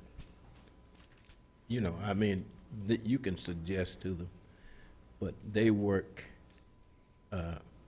I guess I can say according to what they feel and what they see. You know, ain't too many people can even recognize real art, you know. I think that Ms. Barnes have a good program. I think she's gonna bring it back to the city council before it's official. I think she's gonna bring it back to the commissioners, and before this is over, I think we're gonna have a beautiful mural at Darby Park. That's gonna really be nice. Osage Village, it's been bugging me. I hear people get up here and complain about what's going on at Osage Village. I don't think the city of Inglewood owns Osage Village anymore. I think the county is over the health department. I think if the owner of the building is not doing his due diligence, then the people that's in the village should go and file charges and force him to do what he's supposed to do there. I don't see anything, the city, I might be wrong. If I am, I apologize. I don't see anything where the city's got responsibilities to do anything about it. I mean, why should the citizen pay $20,000 to pay for railing that should have been done years and years ago? But when the city owned the building, but they don't own it now. You know, I don't want my money going into it. When you got people that's collecting money every month, they should pay for the upkeep of that building. You know, if you're gonna take care of them, then I need a roof on my house. Y'all wanna come over and put a roof on my house? I'm a senior, I'm 83 years old. Y'all wanna come put a roof on my house? I'm a senior citizen. Let's make this thing fair now. Thank you.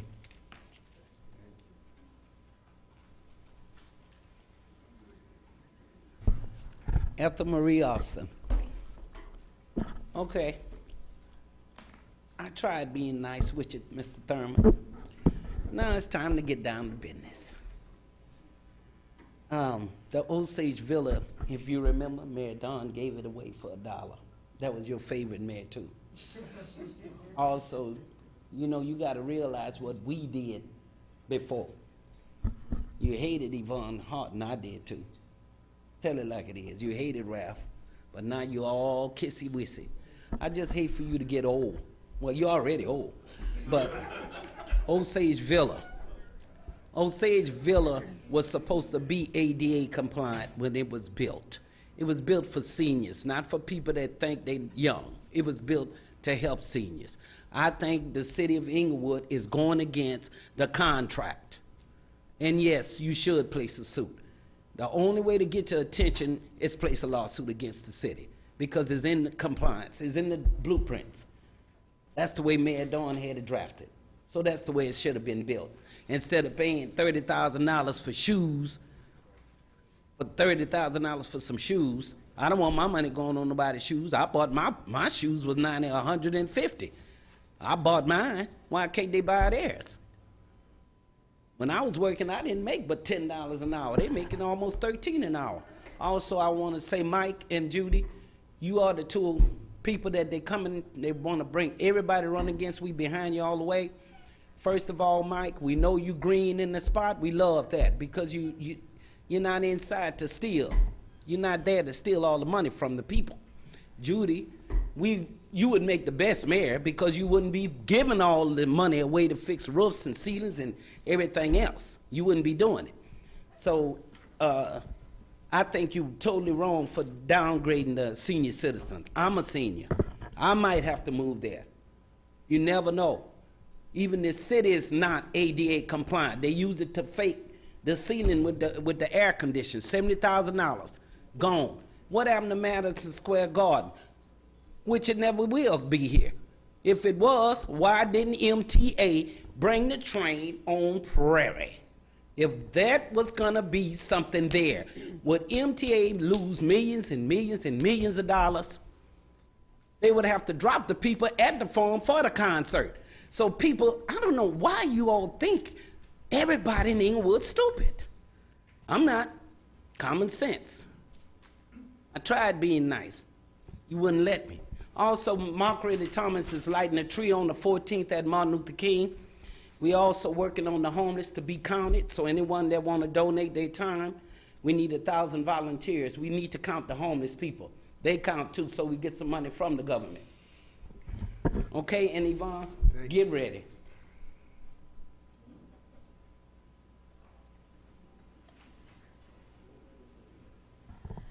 Good evening, council members.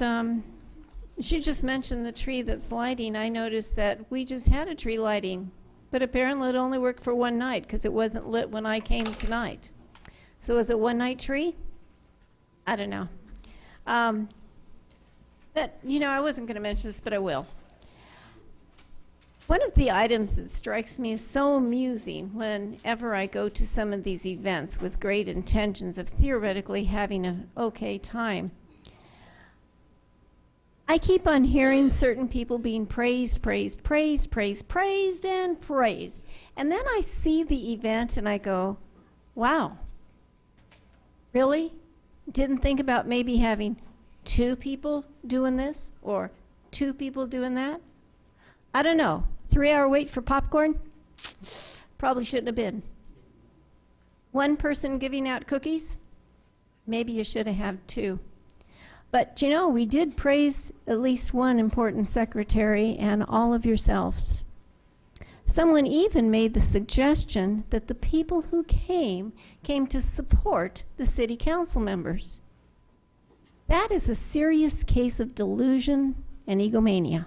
Do you know why? Those parents came to support their children who were playing in the band thing. They came to support their children who played up on that stage. They even came to see Santa Claus, the man of the hour. Truly, it wasn't about you. Never should have been about you. But if you were going to give thanks, you should have given thanks to the people who put the lights up, the people who put the stage up, the people who organized all of that, rather than self. But having said that, let me go on to what I was going to really say. You know, I keep on taking a lot of hits about going to school district and saying stuff. Did anyone catch the November 27th article in the LA Times? It isn't me. It says right here, everyone agrees that Inglewood needs help. The district's standardized test scores are among the worst in California. At Inglewood High, for example, just 25% of the students are at grade level in English, and 4% are proficient in math. Maybe that's why we can keep on putting stuff in front of people and having them vote yeah, yeah, yeah, yeah.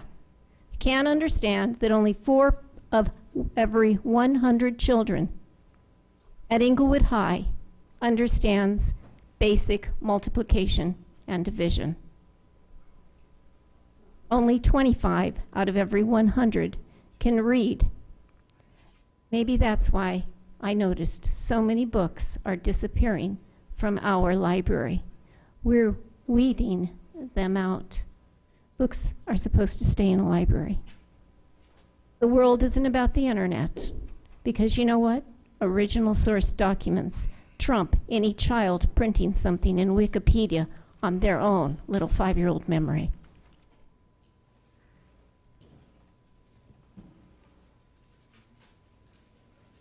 Mr. Mayor, Council, my name is Joseph Texera, and I want to condemn this council and this mayor for continuing to try to hide evidence of dangerous problems in the Inglewood Police Department by lying to the public, saying that the Brown Act makes it illegal for me to play audio tapes in these meetings. Now, I've regularly criticized the mayor for his part in hiding evidence of police misconduct and violations of the law because he has been the most active, vocal, and visible offender. But Reverend Martin Luther King said that after a time, silence becomes betrayal. And when the rest of this council has stayed silent about documented and dangerous problems in our police department for about 14 months, even though you've known that there were IPD tapes of multiple IPD officers refusing to investigate a shooting, blaming a victim of a shooting for being shot at, and telling me that shooting a gun out of a car isn't really a crime in Inglewood, then the rest of this council has betrayed all of Inglewood's residents. For 9 months, I repeatedly complained about specific misconduct in IPD, the night my neighbor's young son was shot at. But this council These council members from District 1, 2, 3, and 4 demonstrated a complete lack of responsibility and due diligence, never asking even one question at these meetings. In fact, Mike Stevens tried to shoo me away to a powerless police commission. But after Chief Seabrooks quit last May, the mayor admitted to the public that IPD covered up the facts about my complaint. I repeatedly told this council that the California Public Records Act was being violated by IPD in the city when 911 tapes and other public records that proved my complaints were being illegally withheld. I gave all of you copies of my request to the city clerk and gave you copies of the law that said the city had to respond in 24 days. But every single council member from District 1, 2, 3, and 4 again demonstrated a complete lack of responsibility and due diligence, never saying anything, never asking even one question at these meetings. Then in May, the mayor, who originally lied to the said that the tapes didn't even exist, admitted to the public that the law had indeed been broken. And now I've complained for 2 months that this council is hiding its own negligence and IPD's misconduct by trying to illegally ban me from playing those 911 tapes from IPD, public records that prove that if this council doesn't take action to improve IPD's policies and procedures concerning the investigation of violent crimes, then Inglewood will always be known as a dangerous city. I've given you copies of the Brown Act, read passages from it to you that prove how ridiculous your lies are, but again, you betray and endanger Inglewood's residents with your guilty silence. But just like the other 2 issues that the council tried to hide, eventually this desperate and illegal act by this council will be exposed, and those tapes will be played, and it'll just be one more thing that the council tried and failed to cover up.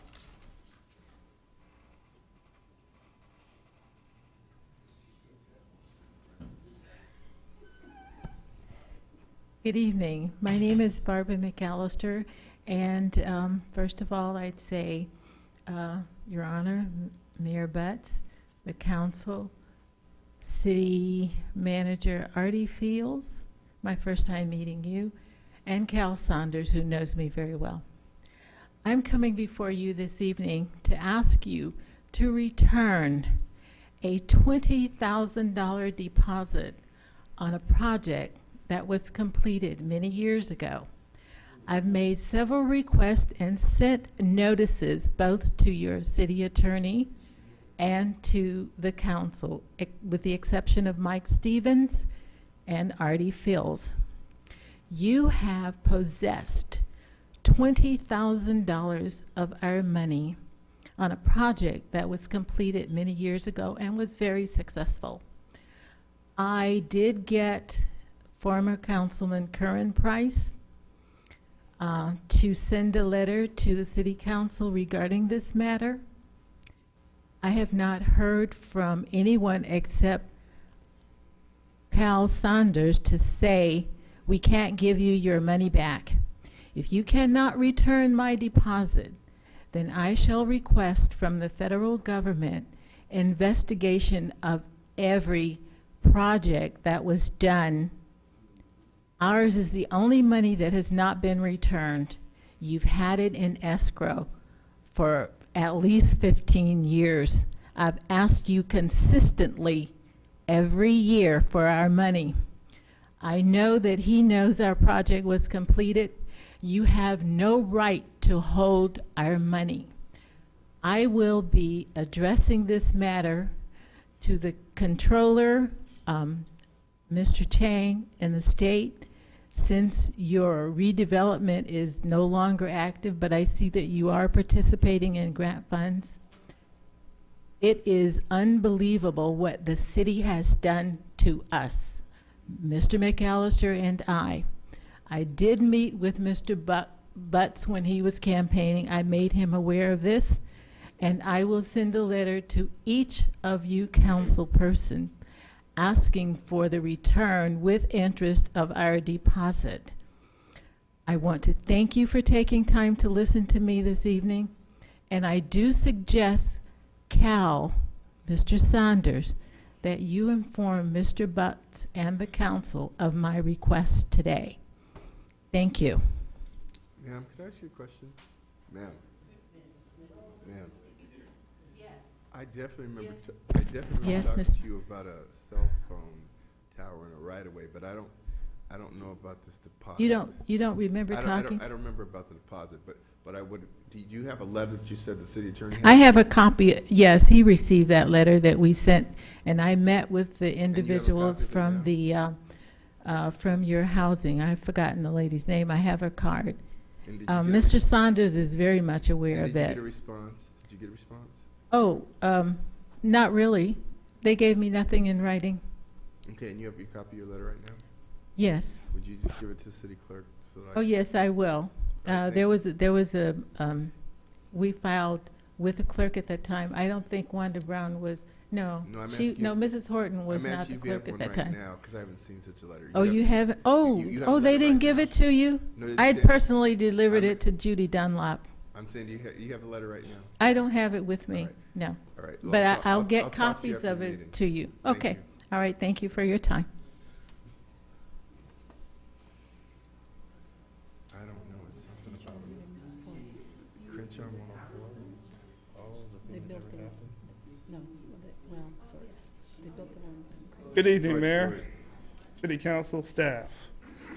Mayor, I would like to commend you on that excellent interpretation with the police department about the forfeiture funds.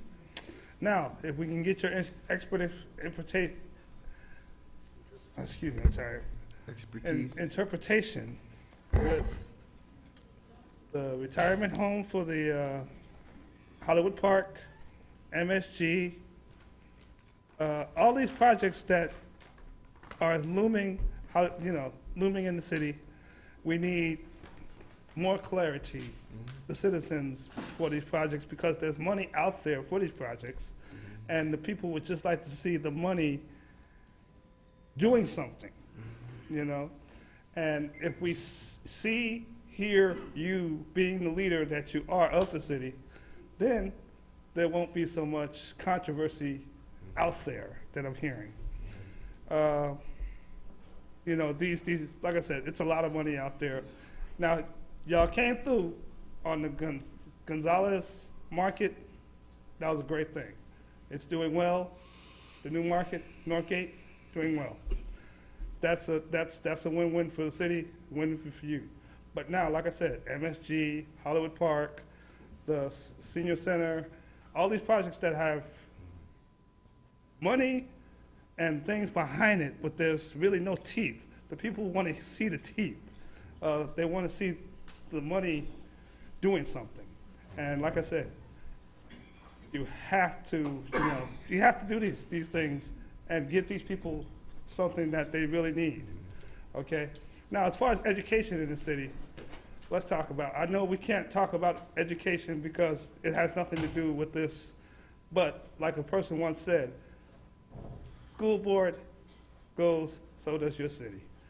Our school board, our kids, our parents, when are we going to get it together? Education is what this country was built on. Why don't we get it? Our school board sucks. The parents that are trying to support the kids, they're not getting it with the school board. There's miscommunication out there. The number one thing, like I've always said, is we all have to sit down as one.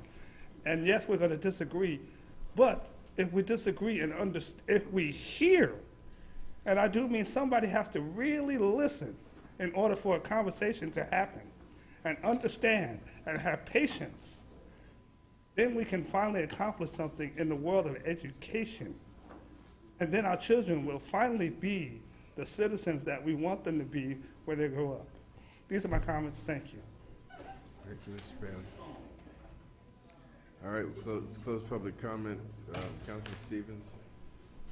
Yes, ladies and gentlemen, Miss Gordon's daughter at Osage Villas, I would just like to say to you, no, it's not necessary. I just wanted to say to you, and I wanted to let the public know, that Osage Villas is not operated by Safran and Associates. It is an independent entity, solely separate from them. But what I would like to say to you, Ms. Gordon, is that I appreciated the letter that you sent us on last Thursday. Last Thursday, I believe it was, you emailed it to my office. We received it, and we forwarded it over to the city manager. Mr. Fields received it, as well as Ms. Pacheco. When we came there on Friday, as you stated, they were removing the mold from the lower portion of the wall. They were removing that. Your mother then approached me and mentioned to me that that she really did not feel comfortable staying in the unit, in the apartment. And colleagues, I'd just like to say to you that we really should maybe do an audit of St. Margaret's, because I refer people there and there's no assistance for the people. Ms. Gordon needed a place to stay. I was not able to provide her with any place. She was able to find a location to stay, a hotel, but as her daughter stated, it was for short term. I attempted to contact Osage Villas, but as she stated, there is no management on the premises, nor could I get in contact with their main office to make a unit available. The positive side of this was that thanks to her daughter, she persevered, and Osage management, either because of you, Mr. Fields, or Ms. Pacheco, or her daughter herself, she was given a new unit on the 3rd floor, and I went by and I saw her today. But I was unaware that her property was damaged. So I will be in contact with you and your daughter. Well, I'll be in contact with you after this meeting, and we can discuss possibly getting a reimbursement for that. But I'd just like to say to the public that Ms. Austin is correct, very much so. We all are getting older. Many individuals who live in homes now are even looking at not assisted housing, but well, yes, government-assisted housing, downsizing, and it is an option. And we need to make sure that these facilities are well-maintained and cared for, because we never know, we ourselves may find ourselves living there. You never know. And so I would also like to address the issue, Mr. Fields, in reference to the Christmas decorations out front. I have to tell you, my daughter asked me that very question this morning. She said to me, she said, my 7-year-old, she said, "Daddy, why weren't the lights on City Hall last night?" And I would just like for you, if you have to, maybe you could answer that question, why they aren't on, and the public will understand, because Mr. Brownell does have a point. We hang the decorations, but yet we do not turn them on. With that, ladies and gentlemen, I'd just like to wish all of you a happy holidays. Are we going to be dark next Tuesday? No, we have a meeting next Tuesday. Oh, okay then. Well, happy holidays just the same. And I hope everyone here this evening drives home safely. Thank you. Councilman Della. Yes, thank you. Actually, the tree lighting program was great with regard to the large number of families that turned out with their children. It's always fun. However, it seemed to me like it was way too dark, meaning that I think it's incumbent upon the city, Mr. Fields, to light it up better, so for safety, kids could have, I mean, there's all kinds of tripping hazards out there, so it was way too dark.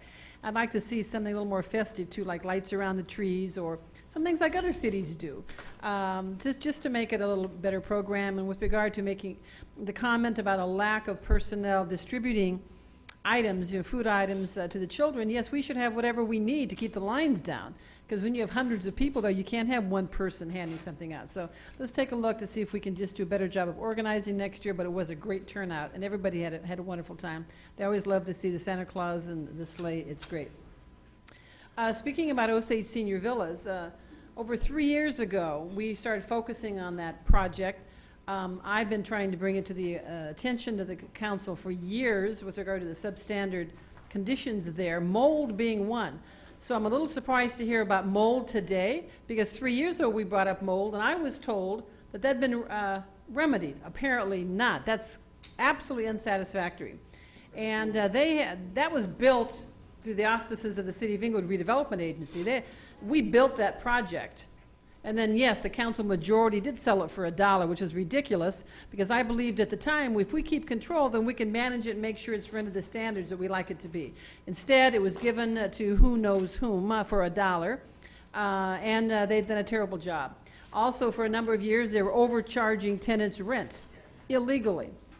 When we finally started discussing this as a body, wanting to rectify it, we were under the impression that the owner management would be paying these seniors back their money. They had no legal right to these overpayments, and that got dropped in the last, say, 2 years. Nobody has actually looked at the overpayment of rent, and as the statute of limitation goes in, people who overpaid beyond now get dropped off, and that's not fair. everyone who paid any, too much money should have gotten their money back or should be eligible. And now because we've dropped the ball as a council, then these people are not going to get their money back because of statute of limitations. And that is absolutely terrible. And it falls upon the shoulders, I'm going to say, of this council majority. And apparently, just to conclude, Mr. Fields, apparently we don't have any city business to do because there's never anything on the agenda anymore. And I would think we'd have lots of things to discuss, lots of business that should be taking place. So I would expect to see more items on the agenda for us to be considering and making decisions on. So I would like you to take a second look at that.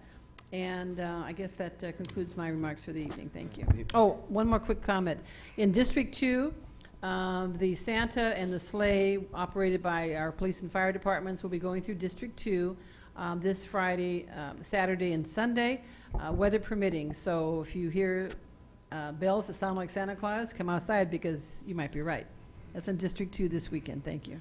You know, if only life were just so simple that everything was such a matter of good and bad. You know, I've been in contact with the owners, the managing company of Osage Senior Villas, and they've always been very responsive. In fact, ma'am, I'm going to talk to you about your mother's unit because they did eventually move her to another unit, and then they moved her to outside housing. It was an Econo Lodge. Maybe that may not have been what she wanted, but I'm telling. Exactly. What I'm saying is they will be responsive, and I will be in contact with them. But the reality is that's a big complex. Mold is not going to occur once and never occur again. Wherever there's plumbing, there's going to be problems. So I'm a little concerned about this demonization of a building that a lot of seniors live in and apparently stay there because they enjoy living there. Hold people accountable for what they're supposed to do, but I'm just really getting a little tired of this demonizing them. Any big complex as that one is going to have problems, and they're going to be remediated. I'm going to be meeting with them to talk about, you know, some of the things I've heard. Some, like your problem with your mother had, that's a real problem. Some of them are not quite so real, but we need to get to the bottom of it. Whenever I've had a community meeting there, though, let me tell you this, the vast majority of tenants seem to be very happy living there. So I just think there needs to be some balance. And for this thing about the council majority is responsible for the dropping, I never knew that to be an item that came before the council. In fact, Mr. Fields, we've been working with them to see what we could do within the law to remediate any payments that were supposed to come back. But the reality is, it's not quite as simple as it seems. Is it or is it not? No, that's correct, Mayor. So the point is that, you know, is it perfect? No. Did anybody here have anything to do with the financing? No. That's done a long time ago. Let's talk about making people comfortable, taking care of people, but this demonization does nothing for anyone. And now it's getting to me, you say Osage Senior Villa and it's supposed to be like this big, terrible place. Whenever I go, clean, beautiful, people are happy. So let's just take care of the problems as they occur, but let's not demonize people. We have a lot of questions about Madison Square Gardens. The Walmart site has not been made available to them for long-term parking. They are still looking for their long-term parking solution. That's on the horizon. As soon as they do that, they will begin construction. Hollywood Park tomorrow. They intend to break ground sometime in mid-2013. They've received investors, and they will start their project. The other question was Century Boulevard. Century Boulevard, that was going to be funded in part by bond money that is still held up in the ROPS review, reportable obligations by the Department of Finance. So that's on track. So no, Rome won't be built in a day, but Rome will be built. Thank you very much, Councilman Morales. Thank you. And just to continue on the Osage Senior Villa, I mean, all of us have touched that issue, and we'll continue to do it. We also don't want to set false hopes up here and set false expectations that we have the authority to go in there and make them do certain things. But we do communicate with them just based on the situation that the city was part of the original deal there, but we definitely don't own it, and to the extent we can help all the residents, all of us have stepped forward and done that. So we will continue to do that. But in reality, in a way, you can look at Osage has the ability to come here and kind of become a focal point. The truth is that there's probably landlords all across the city that aren't being responsive to their renters, and those renters don't have the same connection to the city via their property to be able to come here. So, in that sense, we're open to it, and we wish we could do more, but we will move forward on doing our best. Now, in regards to the tree lighting, I do want to thank staff. They always do a great job. 2 years ago, we did not have a tree lighting just based on the budget. People think it's low cost, but the truth is that we have enough staff out there to cost a significant amount. We have police officers out there that cost a significant amount. So those are things that we had to cut back, but I'm really proud of the fact that both years Mr. Fields has been here, we've had it. So and the first time was very recent to his arrival. So we appreciate that constantly, the employees going forward. The police department on trees. Oh, and the mayor just pointed out regarding the crowd, it was definitely, a lot of us mentioned thanking them for coming out. The truth is that was a big deal, because for residents to come out and just be so supportive of an event in their city is special. Yes, they were here for their children. Yes, they were here because their kids performed. But the truth is, they were part of it. And it's something that creates a buzz, a sense of community that will always be around. Because no matter what happens in a city like ours, there are people who knock it down. We are still one of the last cities that come up and do community events that matter. And you'll see a few of them at the beginning of the year that are some of the first ones that happen for some of our great leaders. So look forward to that. Also thank the police department for coming around in their sleigh. They do a great job volunteering. Other than that, thank you and good night. Councilman Franklin? Yes, thank you, Mayor, and everyone that came out this evening and gave us your input. I'm glad to hear that we are trying to work together on a positive note, and on that note, I want to reach out to my colleagues, every one of you, and say thank you again for honoring my request and the council initiative for the 8th annual District 4 Christmas Toy and Food Drive that benefited not only District 4 families, of some 50 families and 150 kids that are currently attending our elementary schools in District 4, but also because of the outreach that the City of Inglewood has a nonprofit operation through the Parks and Recreation Department. Funding went straight to them directly, and I want to acknowledge that they have already identified 76 families they'll be working with, children ranging from ages 1 month to 17 years of age, and already 28 seniors that are being assisted, ages from 55 years old to 105. They also are going to be working to assist those that are a combination of foster youth, single pregnant women, and grandparents raising grandchildren. So, and they are still accepting funding and donations. So if you have funds you'd like to contribute, if you have toys or canned goods or staple items you would like to contribute, they're graciously ready to receive them at this time. The last item I want to share has to do with the this past week we had our first workshop involving the transit-oriented development in the City of Inglewood, where we're asking residents to come to us and share with us, and this, in fact, a group of city staff and outside consulting firm working with the residents to share with us what would you like to see downtown Inglewood at the new station that's going to be near Florence and La Brea.